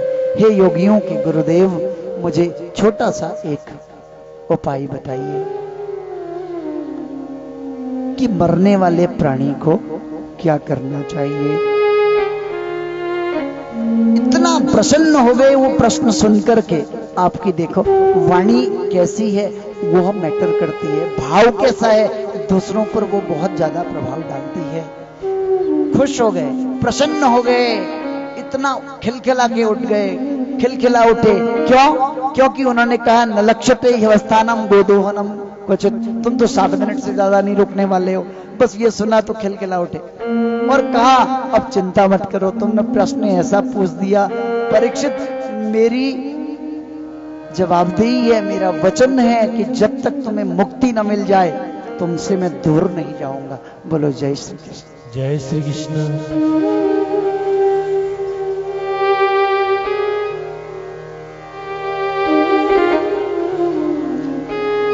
तो क्या कहा, वरीयानेषु ते प्रश्नः कृतो लोकहितं नृप। वरीयानेषु ते प्रश्नः कृतो लोकहितं नृप। आत्मवत्सम्मतः पुंसां श्रोतव्यादिषु यः पर। बहुत उत्तम प्रश्न पूछा है। देखो गुरुदेव ने वाणी कहां से चलाई, वो शब्द से, वकार। वकार क्या है? ब्रह्म का वाचक है। वरीयान शब्द भी बोला। बहुत सुंदर प्रश्न तुमने किया, श्रेष्ठ प्रश्न तुमने किया, अपने लिए नहीं, स्वार्थ बिल्कुल नहीं था। अपने स्वार्थ के लिए नहीं, लोक हितम नृप, लोगों के भलाई के लिए पूछा। क्या कि आने वाले टाइम भी कोई अपने हित का, संसार के हित की बात पूछे, मरने वाले प्राणी के लिए बात पूछे, तो तुम्हारी बात सर्वोपरि रहे कि तुमने ये प्रश्न मुझसे किया है। और आत्मज्ञानी लोग ही ऐसे प्रश्न कर सकते हैं परीक्षित, साधारण लोग नहीं। सब तो अपने लेन देन में लगे रहे हैं, स्वार्थ में लगे हैं। और देखो संसार में अजर अमर तो कोई भी नहीं रहा। संसार में हर प्राणी को 7 दिन में मरना है। रविवार से लेकर शनिवार तक केवल 7 दिन होते हैं। उन 7 दिन में ही किसी न किसी की मृत्यु होती। 8वां दिन किसी के लिए नहीं बना। बोलो जय श्री कृष्ण। जय श्री कृष्ण। नहीं बना 8वां दिन 7 दिन में परीक्षित। लेकिन यह बात तो निश्चित है, तुम्हारे पास तो गारंटी के 7 दिन हैं, लेकिन बाकी लोगों के पास 7 दिनों की गारंटी नहीं है। अभी बैठे हैं, अगले पल क्या हो जाए। रात को सोए, सुबह सोते ही पाए गए। बोलो जय श्री कृष्ण। जय श्री कृष्ण। परीक्षित, जीवन बहुत छोटा है। कलयुग में लगा लो आज की तारीख में 60 साल की औसत आयु, 70 साल लगा लो। जो पुरानी पीढ़ी जी रही है, कुछ एबव 70 यहाँ बैठे हैं, they are very lucky, because उनका जीवन, खान पान सब कुछ वैसा रहा है। आज पिज्जा बर्गर की संस्कृति, फास्ट फूड पर जीने वाले बच्चे तो मेरे ख्याल से 60 प्लस में ही बूढ़े होने वाले हैं, और वो जिएंगे भी तो फिर गोलियां खा खा करके जीवन निकलेगा। बोलो जय श्री कृष्ण। तो 70 वर्ष की अवस्था मान लो, उसमें कहते हैं सुखदेव जी, निद्रया ह्रियते नक्तम व्यवायवेन च वावय, दिवा चारते हया राजन कुटुंब भरणे नवा। 35 वर्ष रात को सोने में निकल गए, 70 इयर्स में से हाफ, 35 इयर्स आपके पास शेष बचे। उसमें भी अल्हड़ बचपने के 5 साल निकाल दो, ठीक है। जवानी के जोश के 10 साल निकाल दो। होते जवानी लेट तक है, लेकिन आप मान लो आधा कर दिया। और बड़े हो गए तो कमाने खाने की, करियर बनाने की चिंता, टाइम ही नहीं मिला अपने बारे में सोचने का। और हो गए तो शादी की चिंता, फिर बच्चों की चिंता, फिर पालने की चिंता, और चिंता चिंता चिंता चिंता में ही चिता में कब चले गए पता ही नहीं चलता। कब करेंगे? बुढ़ापा कब आएगा? बुढ़ापा जरूरी नहीं आए, किसी को आ जाए तो सुरक्षित होए, सकुशल रहे, इसकी कोई गारंटी नहीं है। BP, sugar, diabetes, heart problem, bones problem, कितनी कितनी बीमारियां हैं, और हर साल नई नई बीमारियां आती जा रही हैं। और किसी किसी को तो इतनी बिल्कुल स्वस्थ जीवन है, एकदम बढ़िया चल रहा है, कभी बीमार नहीं पड़े। पता चला कि फटाफट स्वाइन फ्लू हुआ तो निकल पड़े। बोलो जय श्री। चिकनगुनिया हुआ तो निकल गए, कुछ पता नहीं, मच्छर ने काटा और डेंगू निकल गया, डेंगी निकल गया, पता भी नहीं चला कि 2 दिन में ही बेचारा चल बसा। उससे तो वो जन्म जन्म के रोगी तब भी बच जाते हैं, वो बेचारा तो चटपट चला जाता है। तो आत्म चिंतन की बात तो रही नहीं, भगवान को पाने की, मुक्ति का मार्ग की तो बात किसी के पास बची ही नहीं। तस्मात् भारत सर्वात्मा भगवान ईश्वरो हरि, श्रोतव्यः कीर्तितव्यश्च स्मर्तव्यश्चेच्छता भयम्। हे भारत, हे भरतवंशी परीक्षित, सुनो, एक ही मार्ग है मुक्ति का, कल्याण का, भगवान के श्री चरणों से प्रेम का, अनकंडीशनल डिवोशन। पॉजिटिविटी पॉजिटिविटी से जुड़ जाती है, नेगेटिविटी नेगेटिविटी से जुड़ जाती है, प्लस प्लस भी प्लस होता है और माइनस माइनस भी प्लस हो जाता है। बोलो जय श्री कृष्ण। ये फॉर्मूला ऑफ एनर्जी है, ठीक है। और ये ध्यान रखो, आप दूसरों को जैसी एनर्जी दोगे ना, आपको बदले में वैसी एनर्जी मिलेंगी। न्यूटन का 3rd लॉ है, हर चीज में अप्लाई करना चाहिए। Every action has a reaction. Why? आप किसी से मुंह खुला के मिलिए, वो आपसे बात नहीं करेगा, दूर से ही आपको अवॉइड कर देगा। किसी को आंख दिखाइए, किसी को चिढ़ाने की मुद्रा में देखिए, घूरिए, वो सोचेगा ये मेरे को घूर क्यों रहा है, वो हो सकता है आप पर बिगड़ पड़े, तो क्या बात है तो मुझे घूरे जा रहा है। और किसी को स्माइल दे के करिए, परिचित भी है ना, वो बेचारा जानता नहीं लेकिन आपकी स्माइल पे स्माइल दे रहा है, बदले में बढ़िया फूल खिल के मिल रहे हैं। क्यों हुआ? क्योंकि पॉजिटिविटी ट्रांसफर हो रही है, वहां से भी वही एक्शन मिल रहा है। आप किसी से सॉफ्टली बोलते हैं, प्यार से बोलते हैं, प्रेम से बोलते हैं, बदले में आपको दूसरे से सपोर्ट मिलता है, सहयोग मिलता है, आपसे वो बात करता है, और हो सकता है किसी काम में वो आपके साथ हो जाए। और आप किसी को धुतकारते बोलते, अवॉइड करते बोलते, ऊंची आवाज में बोलते, वो दोबारा आपसे बात नहीं करेगा। क्योंकि आप जैसी एनर्जी लोगों को दोगे, बदले में आपको वैसी एनर्जीज मिलेंगी। सड़े हुए फूलों को कोई पसंद नहीं करता। सड़े हुए मुरझाए हुए फूल किसी ने देखा? कोई आपको दे दे गिफ्ट लाके बर्थडे पे, आप क्या बोलोगे? गालियां दोगे ना, ये क्या लेके आया? क्यों? ऐसे ही अपना मुंह आप सड़ा हुआ मत बनाओ। हम जब ना असफलता के कारण निराश होते हैं ना, हम मुरझाए हुए फूल होते हैं। और जब हम दूसरों की खुशी से ईर्ष्या करते हैं, राग द्वेष जलन क्रोध से भरे होते हैं, तो हम लोग सड़े हुए फूलों की तरह होते हैं, जिनको कोई भी पसंद नहीं करता। जीवन के साथ भी वही सेम थ्योरी होती है। और जब हम सकारात्मक होते हैं, उत्साही होते हैं, दूसरों की खुशी में खुशी मनाते हैं, दूसरों को कॉन्ग्रेचुलेट करते हैं, दूसरों को बधाइयां देते हैं, बर्थडे विश करते हैं, मैरिज एनिवर्सरी विश करते हैं, गले लगाते हैं, बदले में पॉजिटिविटी फ्लो करती है। क्या होता है? उससे सपोर्ट मिलता है, वो खिले हुए फूलों की तरह सुगंध बिखरती है। ठीक है ना? दूसरों को फूल गिफ्ट करने वालों के हाथ में सुगंध रह जाती है। Fragrance remain in the hands of those who distribute roses. इसलिए फिर क्या मिला है? अरे वाणी में कुछ लग रहा है, बचने का दरिद्रता। तुम्हारी शान घट जाती कि रुतबा घट गया होता, जो गुस्से में कहा तुमने वहीं हंसकर कहा होता। क्या ही चला जाता? क्या लग रहा है मोल इसमें? इस वाणी से दो शब्द प्यार से बोल देते तो क्या हो जाता? इसलिए बात ही हाथी पाइए, बात ही दे सौ बात। बात से हाथी जैसे जानवर को भी बस में कर लें आप, सांप को भी सारों में नचा लें, और बात से 100 बात बना लें। महाभारत भी यहाँ होते देर नहीं लगेगी। बोलो जय श्री कृष्ण। गुरु जी की बात समझ में आ गई। परीक्षित की बात से गुरु जी पे बहुत प्रभाव पड़ा। उन्होंने कहा बेटा तू 7 मिनट की बात कर रहा, मैं पूरे 7 दिन तेरे साथ हूं। मौत तेरा कुछ नहीं बिगाड़ सकती, ये मेरा आशीर्वाद है। और तूने मेरे आशीर्वाद के लिए अमृत को ठुकरा दिया, देवताओं के अमृत को, तो तुझ जैसे त्यागी के लिए मेरे मन में बहुत कुछ है। मैं अमृत से भी दुर्लभ चीज तुझे देने वाला हूं, तो देखता रह। इसलिए अच्छी सोच का परिणाम सज्जनों अच्छा है। उस अलमाइटी गॉड पर भरोसा करो, उस नेचर पर, उस प्रकृति पर भरोसा करो। वो आपको हमेशा पॉजिटिविटी देने वाली है। आपके हर मार्ग में थोड़े अवरोध जरूर आ रहे हैं, लेकिन उससे निकलने का सॉल्यूशन भी वो दे रही है। और हर हर्डल को, हर प्रॉब्लम को आप एक अपॉर्चुनिटी की तरह लो। आप उसको अपॉर्चुनिटी मान के चलोगे तो डेफिनेटली इस प्रॉब्लम से दूर होगे। और बिना प्रॉब्लम दूर हुए आपका चरित्र निखरने वाला नहीं है। सोने को पहले रॉ मटेरियल में मिला जाता है। आप देखते हैं ना, पत्थर के रूप में सोना मिलता है।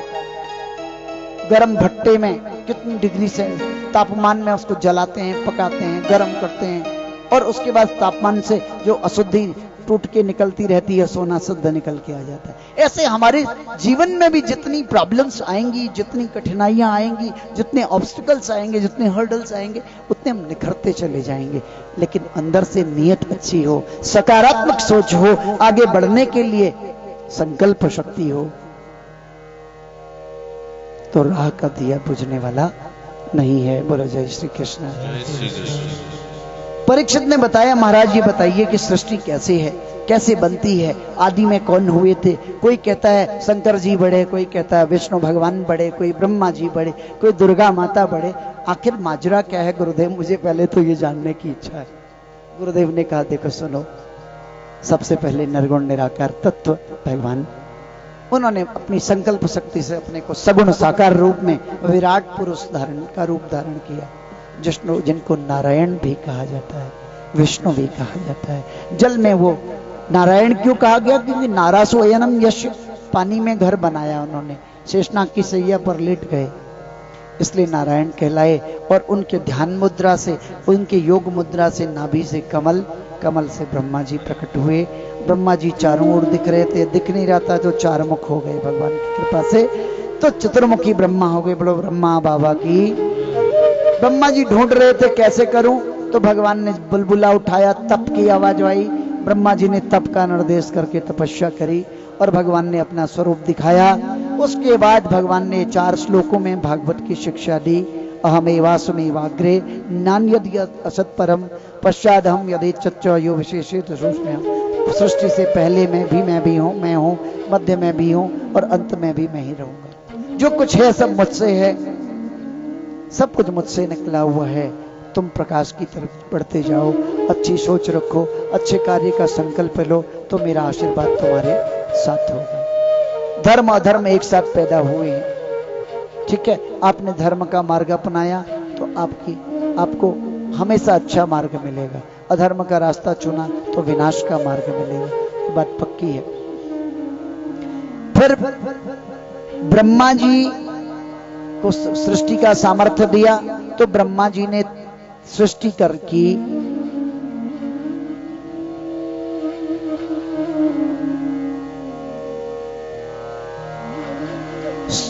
ब्रह्मा जी ने सबसे पहले 4 पुत्रों को उत्पन्न किया अपने मन से, जिनको मानस पुत्र की कहा जाता है। सनत कुमार, जिनकी कथा कल आपने सुनी परसों। सनत, सनंदन, सनातन और आसुरी पिंगल, ये ध्यान रखें। उन 4 पुत्रों को ब्रह्मा जी ने कहा, आप सृष्टि में सहयोग करो। बोले हम तो बैरागी हैं, हम संसार में रमने वाले नहीं हैं, घर छोड़ के चले गए। ब्रह्मा जी को क्रोध आया तो यहां से रौद्रा जाते हते रुद्र भगवान प्रकट हो गए। बोले शंकर भगवान की जय। और उनको निर्देश दिया कि तुम तप करो। पिताजी का आज्ञा भी टाल नहीं सकते, संसार में रमना भी नहीं अच्छा लगता, तो शिव जी ने शुरू करी सृष्टि। भूत पिशाच शाकिनी डाकिनी वेताल आदि भयंकर शब्द होने लगे, हुआ शब्द होने लगे। भगवान की योग निद्रा टूटी। अलम्ब स्तरेण कह दिया, अब छोड़ दो, तुम्हारे बस का कुछ नहीं, जाओ तप करो। खुश हो गए भगवान।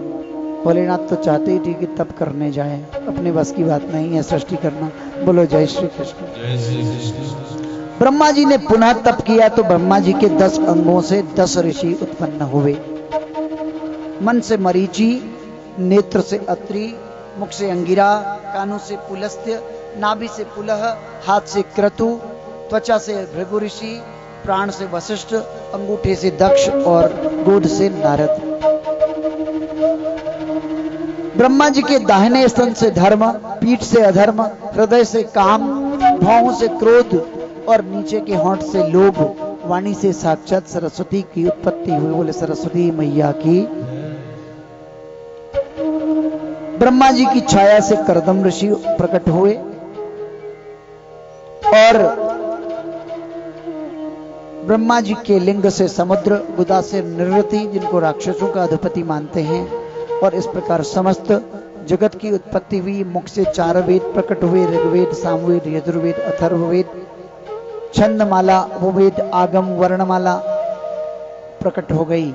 फिर ब्रह्मा जी का शरीर 2 भागों में विभाजित हो गया। ऊपर वाले भाग से पुरुष, अधोभाग से स्त्री उत्पन्न हुई, जिनका नाम मनु, स्वयंभू मनु रखा, और दूसरे पुत्री का नाम शत्रुपा।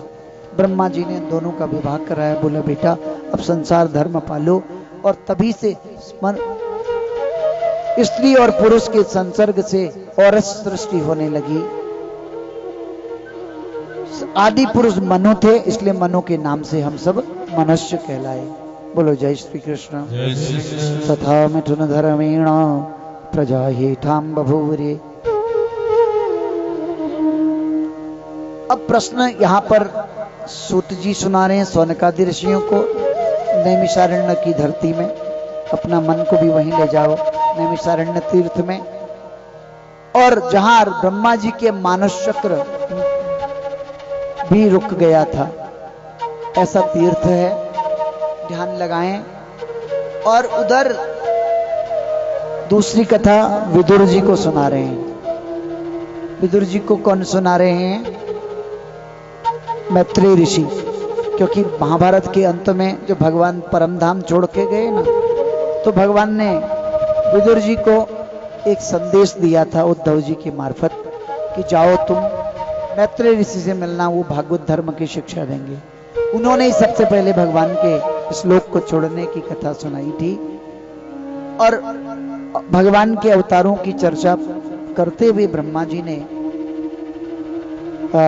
विदुर जी ने मैत्री ऋषि से पूछा था कि वह स्वयंभू मनु जिनको ब्रह्मा जी ने बनाया, शत्रुपा से विवाह होने के बाद उन्होंने किस तरह सृष्टि करी और इस संसार में मानव सृष्टि कैसे फैली, इसकी कथा हमें सुनाओ। मैत्रेय जी ने कहा यह बहुत सुंदर कथा है, ये भगवान वराह का चरित्र की कथा है जो सुनाने जा रहा हूं। मरने वाले प्राणी को सुनाया जाए जिसके प्राण अटक रहे हों, प्राण निकल नहीं रहे हों, ये चरित्र सुने तो उसको सद्गति प्राप्त होती है। और जीते जी कोई स्मरण करता है तो उसके पापों का नाश होता है। ध्रुव जी ने नारद जी से जब वराह की चरित्र सुना था तो मृत्यु के मस्तक पर पैर रख करके अंत में उन्होंने ध्रुवलोक प्राप्त किया था, सशरीर ध्रुवलोक गए थे। ध्यान से सुनना। ब्रह्मा जी ने मनु शत्रुपा का विवाह किया, कहा बच्चों जाओ तुम ब्रह्मलोक से पृथ्वी लोक चले जाओ। पृथ्वी जल में डूबी पड़ी है, न पृथ्वी लोक में जाओ, वहां जप तप करो और सृष्टि करो। दोनों नीचे आए तो देखा पृथ्वी तो है ही नहीं, जल ही जल है। बहुत सोचते विचारते उसके बाद मनु शत्रुपा को लेके वापस गए। ब्रह्मा जी को कहा पिताजी आपकी आज्ञा सिरोधार्य है, हम अब आपकी आज्ञा का उल्लंघन नहीं करते हैं, लेकिन पिताजी कहां करें, पृथ्वी जलमग्न है, आप ही कोई रास्ता सुझाओ। ब्रह्मा जी ध्यान में बैठे नारायण का ध्यान करने लगे। ध्यान करते करते ब्रह्मा जी को छींक आ गई, नाक से अंगूठे के समान एक जीव प्राप्त हुआ। उस जीव को देखते देखते विशाल हाथी जैसा शरीर हो गया और जैसे ही उसने गर्जना करी तो भयंकर गर्जना दिशाओं में गूंजने लगी। ब्रह्मा जी ने सोचा कि मैंने तो नारायण का ध्यान किया था, कहीं मेरे प्रभु नारायण तो नहीं है। ऐसा कहा ही था कि वराह भगवान ने जोर से गर्जना करी। बोलो वराह भगवान की। गर्जना को सुनकर के दिशाएं कांपने लगी। ब्रह्मा जी ने हाथ जोड़ के स्तुति करी और कहा कि पृथ्वी का उद्धार आप करो। हिरण्याक्ष नाम का दैत्य पृथ्वी को चुरा करके पाताल लोक ले गया है, रसातल ले गया है। अतः तुम रसातल से पृथ्वी को ला करके अपने स्थान पर स्थापित करो ताकि मैं अपने पुत्रों से सृष्टि का कार्य कराऊं। वराह भगवान सीधे नीचे रसातल चले गए, ढूंढते ढूंढते खोजते हुए अपने नाक से सूंघते हुए, और रसातल में जाकर के देखा कि एक दैत्य पृथ्वी को गेंद बनाकर खेल रहा है। देखो हमारे वेदों की कितनी रिसर्च बात है।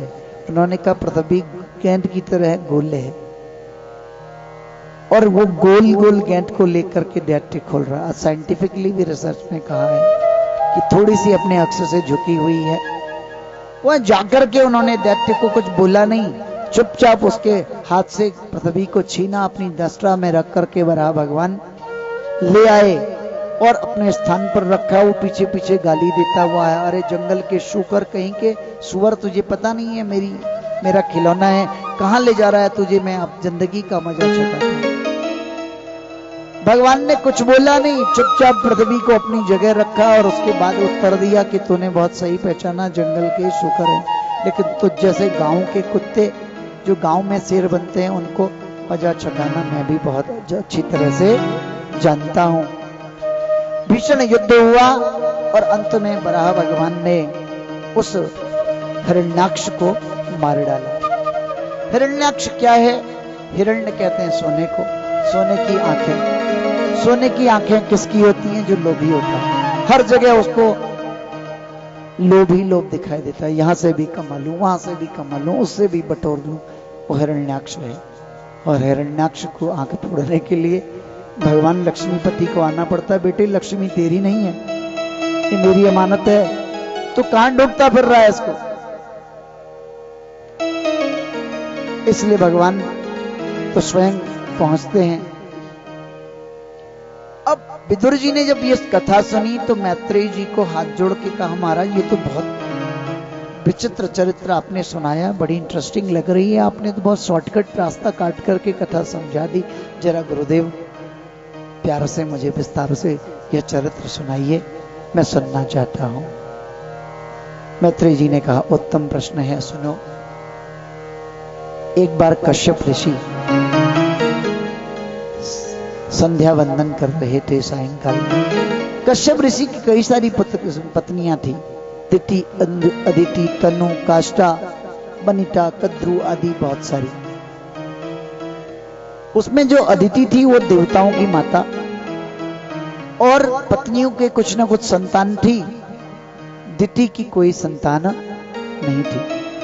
सायंकाल में एक तो अपने सौतों के प्रति ईर्ष्या का भाव जन्मा, मुझे तो सबके बच्चे खिलाते खिलाते दाई बनना पड़ रहा है, मैं तो इनकी दाई बन गई हूं, और ये सब पुत्रों का सुख भोग रही हैं। तो सायंकाल में उसके मन में द्वेष भाव पैदा हुआ और पुत्र पाने की इच्छा जाग उठी।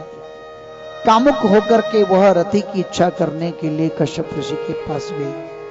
कश्यप ऋषि संध्या में बैठे थे, उन्होंने बहुत समझाया, कहा ऐसा घोर तमा वेला, यह तो घोर तमा वेला है, घोराणाम घोर दर्शना चरंती अश्याम भूतानी भूता भूतेशानुचराणी। यह तो घोरतमा बेला है। इस समय संध्या काल में भगवान शंकर अपने गणों के लेकर दिशाओं में घूमते हैं, जो ध्यान करते हैं उनको दर्शन देते हैं, भगवान से सीधे जोड़ने वाले, और जो ऐसे अनुचित काम करते हैं उनको दंड देते भी देर नहीं लगती, इसलिए तुम ऐसा मत करो। कहा कि चत्वारी इमानी कर्माणि संध्यायाम परिवर्जयेत, आहारम मैथुनम निद्राम स्वाध्यायम च चतुर्थकम। 4 कर्म संध्या काल में नहीं करने चाहिए। एक तो आहार, संध्या काल में खाना नहीं चाहिए। सुबह की संध्या हो या सायंकाल, दिन छुप रहा हो, रात्रि आ रही हो, खाने से भयंकर पेट के रोग होंगे, आदमी जीवन भर भुगतता रहेगा और आयु भी क्षीण होगी। दूसरा, संध्या काल में नींद आयु का नाश करती है, आयु क्षीण होती है। संध्या में प्राणायाम ध्यान आदि करने से आदमी की आयु बढ़ती है, ध्यान करने से भगवत प्राप्ति होती है, निद्रा से तेज का नाश होता है। और संध्या काल में स्वाध्याय भी नहीं करना चाहिए। आप पढ़ने वाले विद्यार्थी हैं या कुछ पढ़ते हो तो संध्या काल में थोड़ी देर के लिए रुक जाएं, उस समय ओम का ध्यान करें, गायत्री मंत्र का जाप करें, जो भी मंत्र, हनुमान चालीसा, सुंदरकांड पढ़ते हैं, भगवत विषयक, वो आप कर सकते हैं। स्वाध्याय से नहीं तो विस्मृति होगी, अब भूलने की बीमारी हो जाएगी, जो पढ़ा है वो काम नहीं आएगा। चौथा कर्म है, स्त्री पुरुष का संसर्ग भी संध्या काल में नहीं होना चाहिए, कुल घातक संतान पैदा होगी और कुल के नाश का कारण बनेगी। बोलो जय श्री कृष्ण। तो क्या करना चाहिए? ध्यानादिकंच कर्तव्यम संध्यायाम हित काम्यया। संध्या काल में ध्यान आदि करना चाहिए अगर अपना हित चाहते हो तो। दिति निर्लज्ज हो गई, वो नहीं मानी, हठी हो गई, तो कश्यप ऋषि ने जब उनको समझा के हार गए तो भगवान की इच्छा जान के उनका मनोरथ पूर्ण किया। पर नहा धो के प्रायश्चित करके उन्होंने संध्या करी। अगले दिन प्रायश्चित किया। अगले दिन दिति को अपनी करनी पर ग्लानि हुई, क्षोभ हुआ, तो दिति ने जाकर के कश्यप ऋषि से क्षमा याचना की। महाराज, मैं मद में अंधी हो गई थी, ईर्ष्या ने मुझे खोखला कर दिया था, मुझे अपनी गलती का एहसास हो चुका है, मेरी गलती को क्षमा करो। तो उन्होंने कहा, कश्यप ऋषि ने, देवी तुम बहुत साध्वी हो, अच्छी हो, अपनी गलती मान लेना बहुत बड़ा चरित्र है, और अपनी गलती आप तत्काल मान लें तो आधा प्रायश्चित वहीं हो जाता है, और आधा उस गलती को सुधारने के लिए जो काम करते हैं उससे पूर्ण प्रायश्चित हो जाता है। आज हम लोग अपनी गलती मानते ही नहीं, अपनी गलती को दूसरों के माथे मढ़ के अपना पिंड छुड़ा लेते हैं। ये सबसे बड़ी वो गलती नहीं, फिर जघन्य अपराध हो जाता है। इसलिए कोशिश करें अपनी गलती को तत्काल मान लें, चाहे बड़ों से हो, छोटे से हो, छोटे भी बड़े भी गलती कर सकते हैं, कभी कभी छोटों के आगे बोल दो, माफी नहीं मांगो, बेटा मुझसे गलती हो गई, अब मैं ध्यान रखूंगा या रखूंगी, तो फिर घर में कलह नहीं होगा, फिर बहू अलग होने की बात नहीं करेगी, बेटे को सेपरेट करने की बात नहीं करेगी। बोलो जय श्री कृष्ण।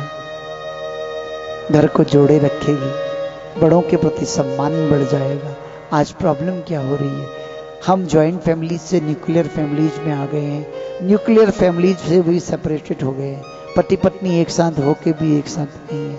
पता चल रहा आज शादी हुई, करोड़ों रुपए खर्च हुआ, बढ़िया वीडियोग्राफी हुई, सुंदर उत्सव हुआ, और अगले महीने सारे चित्र जला के फाड़ दिए गए, कैसेट्स पे आग लगा दी गई, पति पर मुकदमे हो गए। क्या है ये? क्यों? क्योंकि हम अपनी गलती मानना ही नहीं चाहते, अपनी गलती को सुधारना ही नहीं चाहते। ये सबसे बड़ा दुख का कारण है। न्याय न तो हमें अदालत में मिल सकता है और न भगवान के घर। क्यों? क्योंकि न्याय लेने की बात तो हमने की ही नहीं। हाँ, मैं ये नहीं कहता कि सबके साथ, कुछ रेयर केसेस में ऐसा भी होता है कि एक पक्ष ही कल्प्रिट होता है, एरोगेंट होता है, पर थोड़ा कोशिश फिर भी की जानी चाहिए संभव हो। और बाकी जो 90% जो केसेस, 99% केसेज होते हैं, उसमें गलती दोनों पक्ष की होती है। मिसअंडरस्टैंडिंग, ईगो प्रॉब्लम बहुत होती। इन्होंने ऐसा कैसे कह दिया, इन्होंने ऐसा स्वागत किया, हमारी हैसियत को ऐसे आंक लिया। प्रॉब्लम योर्स एंड माइंड्स बीच में आते हैं तो गृहस्थ आश्रम बिखर जाता है। बोलो जय श्री कृष्ण। जय श्री कृष्ण। तो देवी, तुमने तो अपनी गलती मान ली, लेकिन हाथ को ना जान के छुआया या अनजान के छुआया जलाएगी ना। सज्जनों, गुड़ को अंधेरे में खाओ या उजाले में खाओ, मीठा तो लगेगा ना। मिश्री को जान के खाओ, अनजाने में कोई मुंह में डाल दे टॉफी, तो मीठा लगेगी कि नहीं? ऐसे ही पाप कर्म जाने में किया, अनजाने में किया,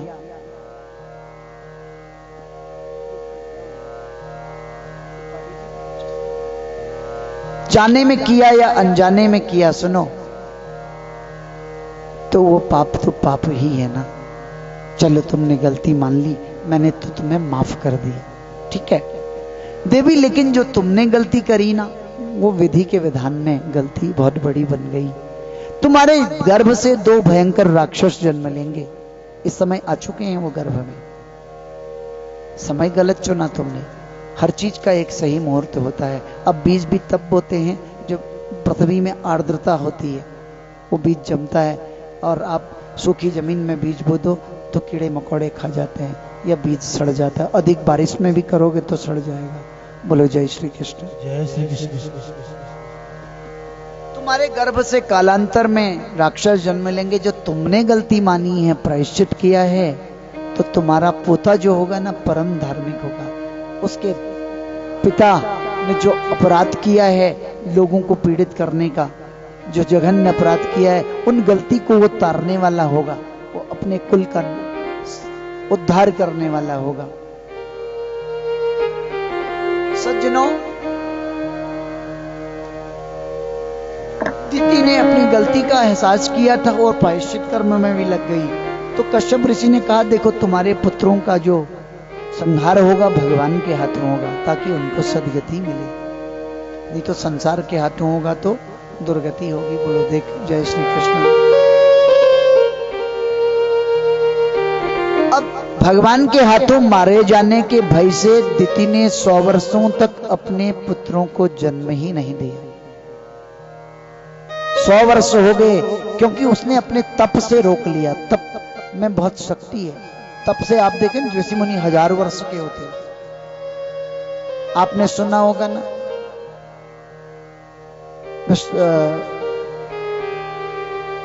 वशिष्ठ ऋषि के बारे में।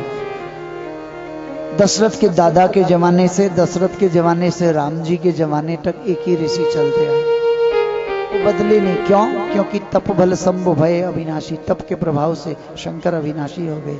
वो भी तपोनिष्ठ ऋषि हैं, उनकी आयु बढ़ जाती है। तो 100 वर्षों तक जन्म नहीं दिया। 100 वर्षों के बाद एक दिन दिति ने अपने बच्चों को जब सह नहीं पाई जन्म देने का निश्चय किया।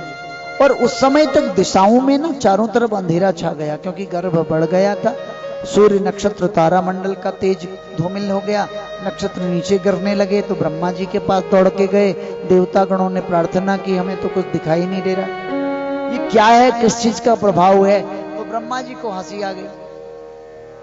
देवताओं ने कहा, महाराज हम अपनी समस्या के समाधान के लिए आपके पास आए, आप ठहाका मार के हंस रहे हो। ब्रह्मा जी ने कहा, मैं तुम पर नहीं हंस रहा हूं, मुझे अपने 4 पुत्रों पर हंसी आ रही है, जिन्होंने श्राप दिया है भगवान के दूतों को। सुनो, एक बार मेरे 4 मानस पुत्र सनत कुमार भगवान विष्णु से मिलने वैकुंठ गए।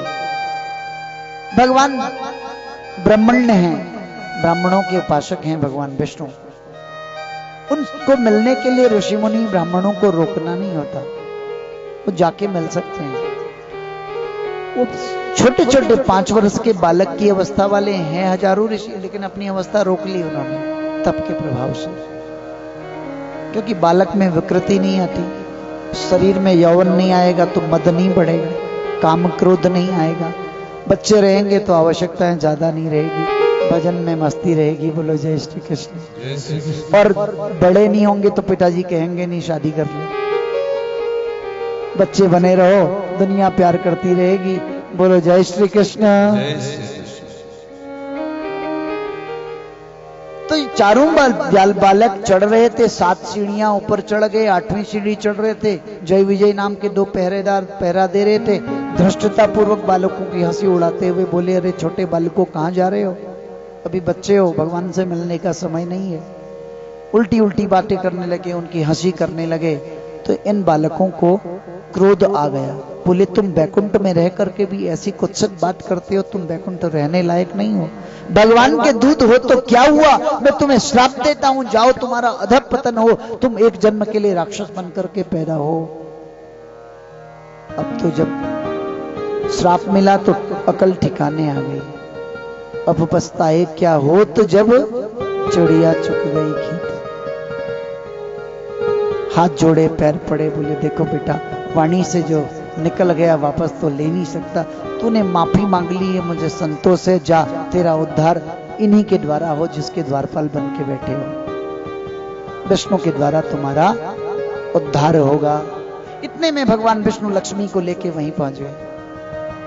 कुलाल सुके और भगवान को देख करके सनत कुमारों का क्रोध छूमंतर हो गया, आत्मग्लानि हो गई। अरे हमें इस क्रोध कहां से आ गया, हमारी तो प्रवृत्ति नहीं है क्रोध करने की।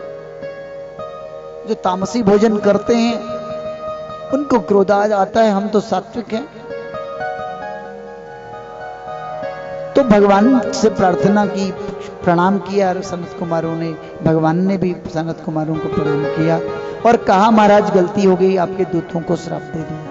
भगवान ने कहा, देखो तुमने श्राप गलत नहीं दिया, तुम्हारा क्रोध सार्थक है। ब्राह्मणों की अवहेलना की है, यहां तो किसी की भी अवहेलना मेरे लोक में नहीं होनी चाहिए। मेरे दूत हैं तो इनको कोई सर्टिफिकेट नहीं मिल गया लोगों की अवहेलना करने का। और तुमने जो श्राप दिया वो बहुत कम है, और मैं भी श्राप देता हूं तो ये 1 जन्म के लिए 3 जन्मों के लिए राक्षस बनकर के पैदा होंगे। भगवान के चरणों में गिर पड़े, ब्राह्मणों से बार बार माफी मांगी। तो भगवान ने कहा, अच्छा तुम ऐसी माफी मांग रहे हो, जाओ तुम्हारा उद्धार मेरे हाथों होगा, जैसे इन्होंने तुम्हें आशीर्वाद दे दिया। और ये वही जय विजय हैं, इस समय दिति के पुत्र बन करके आए हैं। अब कालांतर में यह दिति जल्दी इनको जन्म देगी और तुम्हारा प्रकाश फिर से आ जाएगा। दिति ने बालकों को जन्म दिया।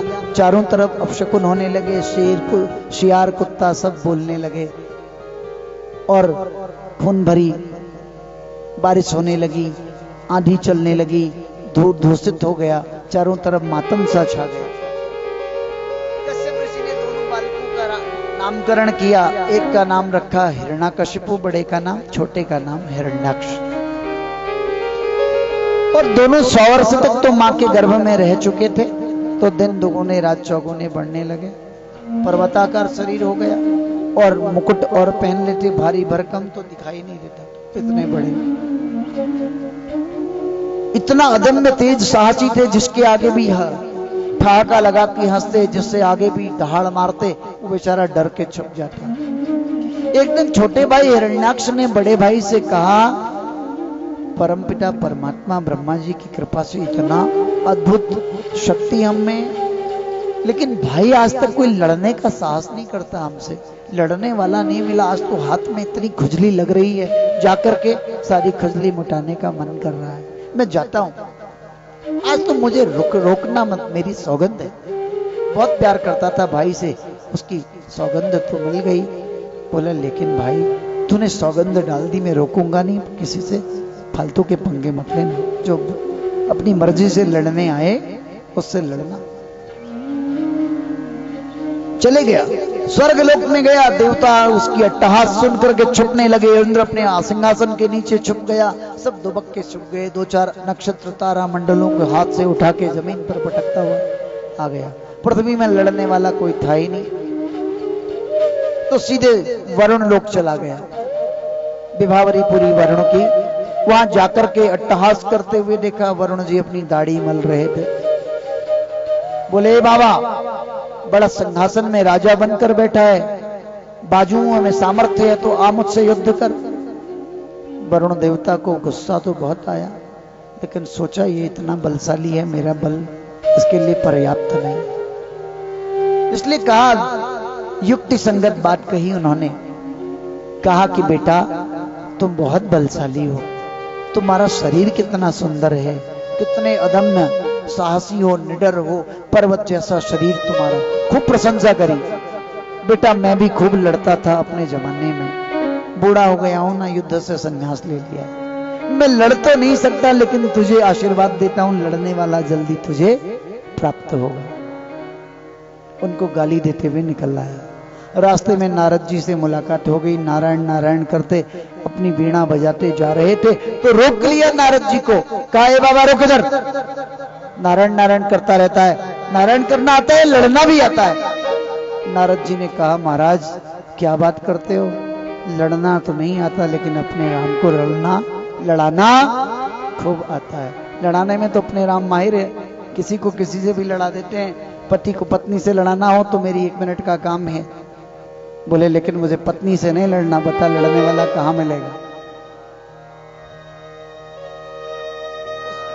उसको बोला,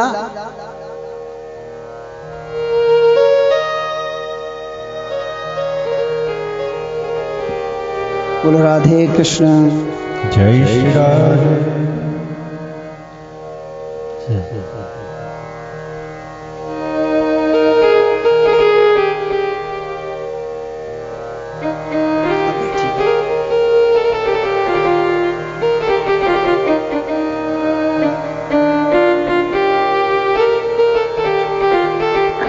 यहाँ के विधायक और विधानसभा में अध्यक्ष हैं श्री गोविंद सिंह कुंजवाल जी भी हमारे मध्य पधारे हुए हैं। आपको बहुत बहुत धन्यवाद। इस भागवत मंच से आपको आशीर्वाद और भगवत कृपा आपको प्राप्त हो, और आपने समय निकाला यहाँ सत्संग सुनने के लिए, और हमें हर्ष हो रहा है। इस अच्छे कार्य के लिए हम लोग प्रवृत्त होकर यहाँ आए हैं। 108 भागवत करने का हम लोगों का संकल्प है। 32वां भागवत है, जिसमें 4 धाम में 1-1 भागवत, 12 ज्योतिर्लिंगों में, 9 देवियों में, 7 पुरियों में और अच्छे तीर्थों में। तो ये 32वां भागवत है। भगवत कृपा को प्राप्त हो रहा है, आपको भी इसका आशीर्वाद मिले, भगवत कृपा प्राप्त हो। बोल बांके बिहारी लाल की जय हो। भोलेनाथ से निराला कोई और नहीं, भोलेनाथ से निराला कोई और नहीं, भोलेनाथ से निराला कोई और नहीं, भोलेनाथ से निराला कोई और नहीं, शंभुनाथ से निराला कोई और नहीं, शंभुनाथ से निराला कोई और नहीं, शंभुनाथ से निराला कोई और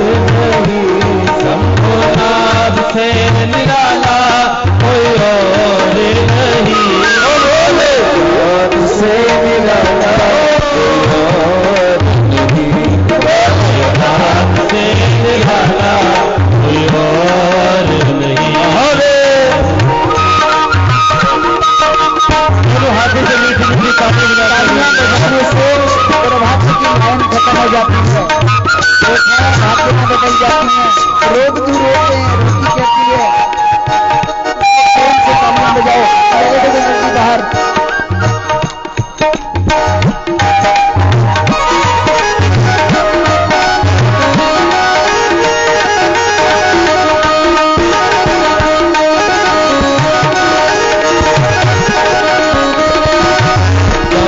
जब जब करवट बदले पाप चमकते अगले पिछले, आया जब जब करवट बदले पाप चमकते अगले पिछले, आया जब जब करवट बदले पाप चमकते अगले पिछले, आया जब जब करवट बदले पाप चमकते अगले, और मुझको बचाने वाला और नहीं, अब मुझको बचाने वाला और नहीं, से निराला कोई और नहीं, भोलेनाथ से निराला कोई और नहीं, शंभुनाथ से निराला कोई और नहीं, शंभुनाथ से निराला कोई और नहीं। डम डम बोले अगम निगम के भेद खोले, उनका डमरू डम बोले, अगम निगम के भेद खोले, उनका डमरू डम डम बोले, अगम निगम के भेद खोले, उनका डमरू डम डम बोले, अगम निगम के भेद, ऐसा डमरू बजाने वाला और नहीं, ऐसा डमरू बजाने वाला और नहीं, भोलेनाथ से निराला कोई और नहीं, भोलेनाथ से निराला कोई और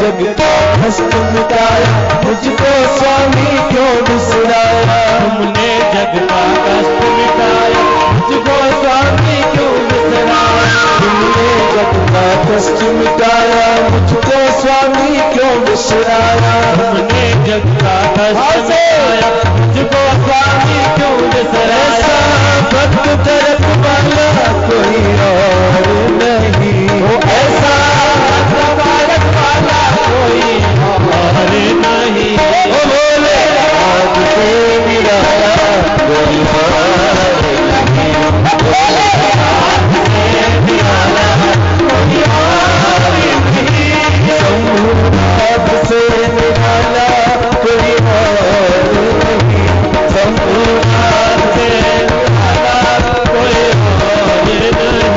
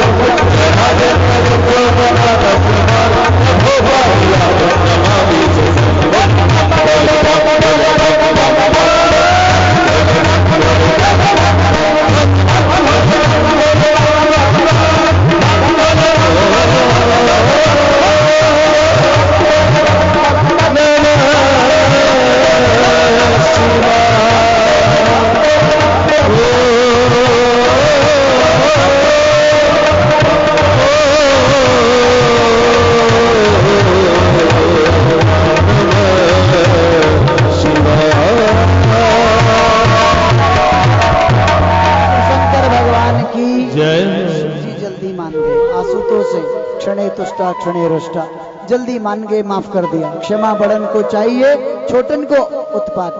भगवान गए, यज्ञ पूरा कराया, दक्ष के धड़ के ऊपर बकरे का सिर लगा दिया।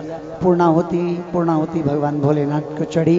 दक्ष भोलेनाथ की स्तुति करता हुआ बोलता रहा, बोल कुछ नहीं पाया, जैसे बकरा बोलता ना, हिननाता हुआ करता हुआ। सब लोग हंस पड़े, भगवान को भी हंसी आ गई। आज भी शिवगण पूजा करते करते बकरे की आवाज निकालते हैं, बोलते हैं देख दक्ष को तुमने माफ किया था, मैं तो भगत हूँ आपका, बोलो जय श्री कृष्ण। बस ये कहानी पूरी हुई और जीवन में इससे यही सार्थक ज्ञान मिलता है, कभी किसी का अपमान न करो। तुम बड़े बनो लेकिन छोटे का अपमान ना करो। बस यही सार है। आइए आरती में प्रवेश। सभी अपने स्थान पर खड़े हो जाए, सभी भक्त लोग आरती दर्शन करें।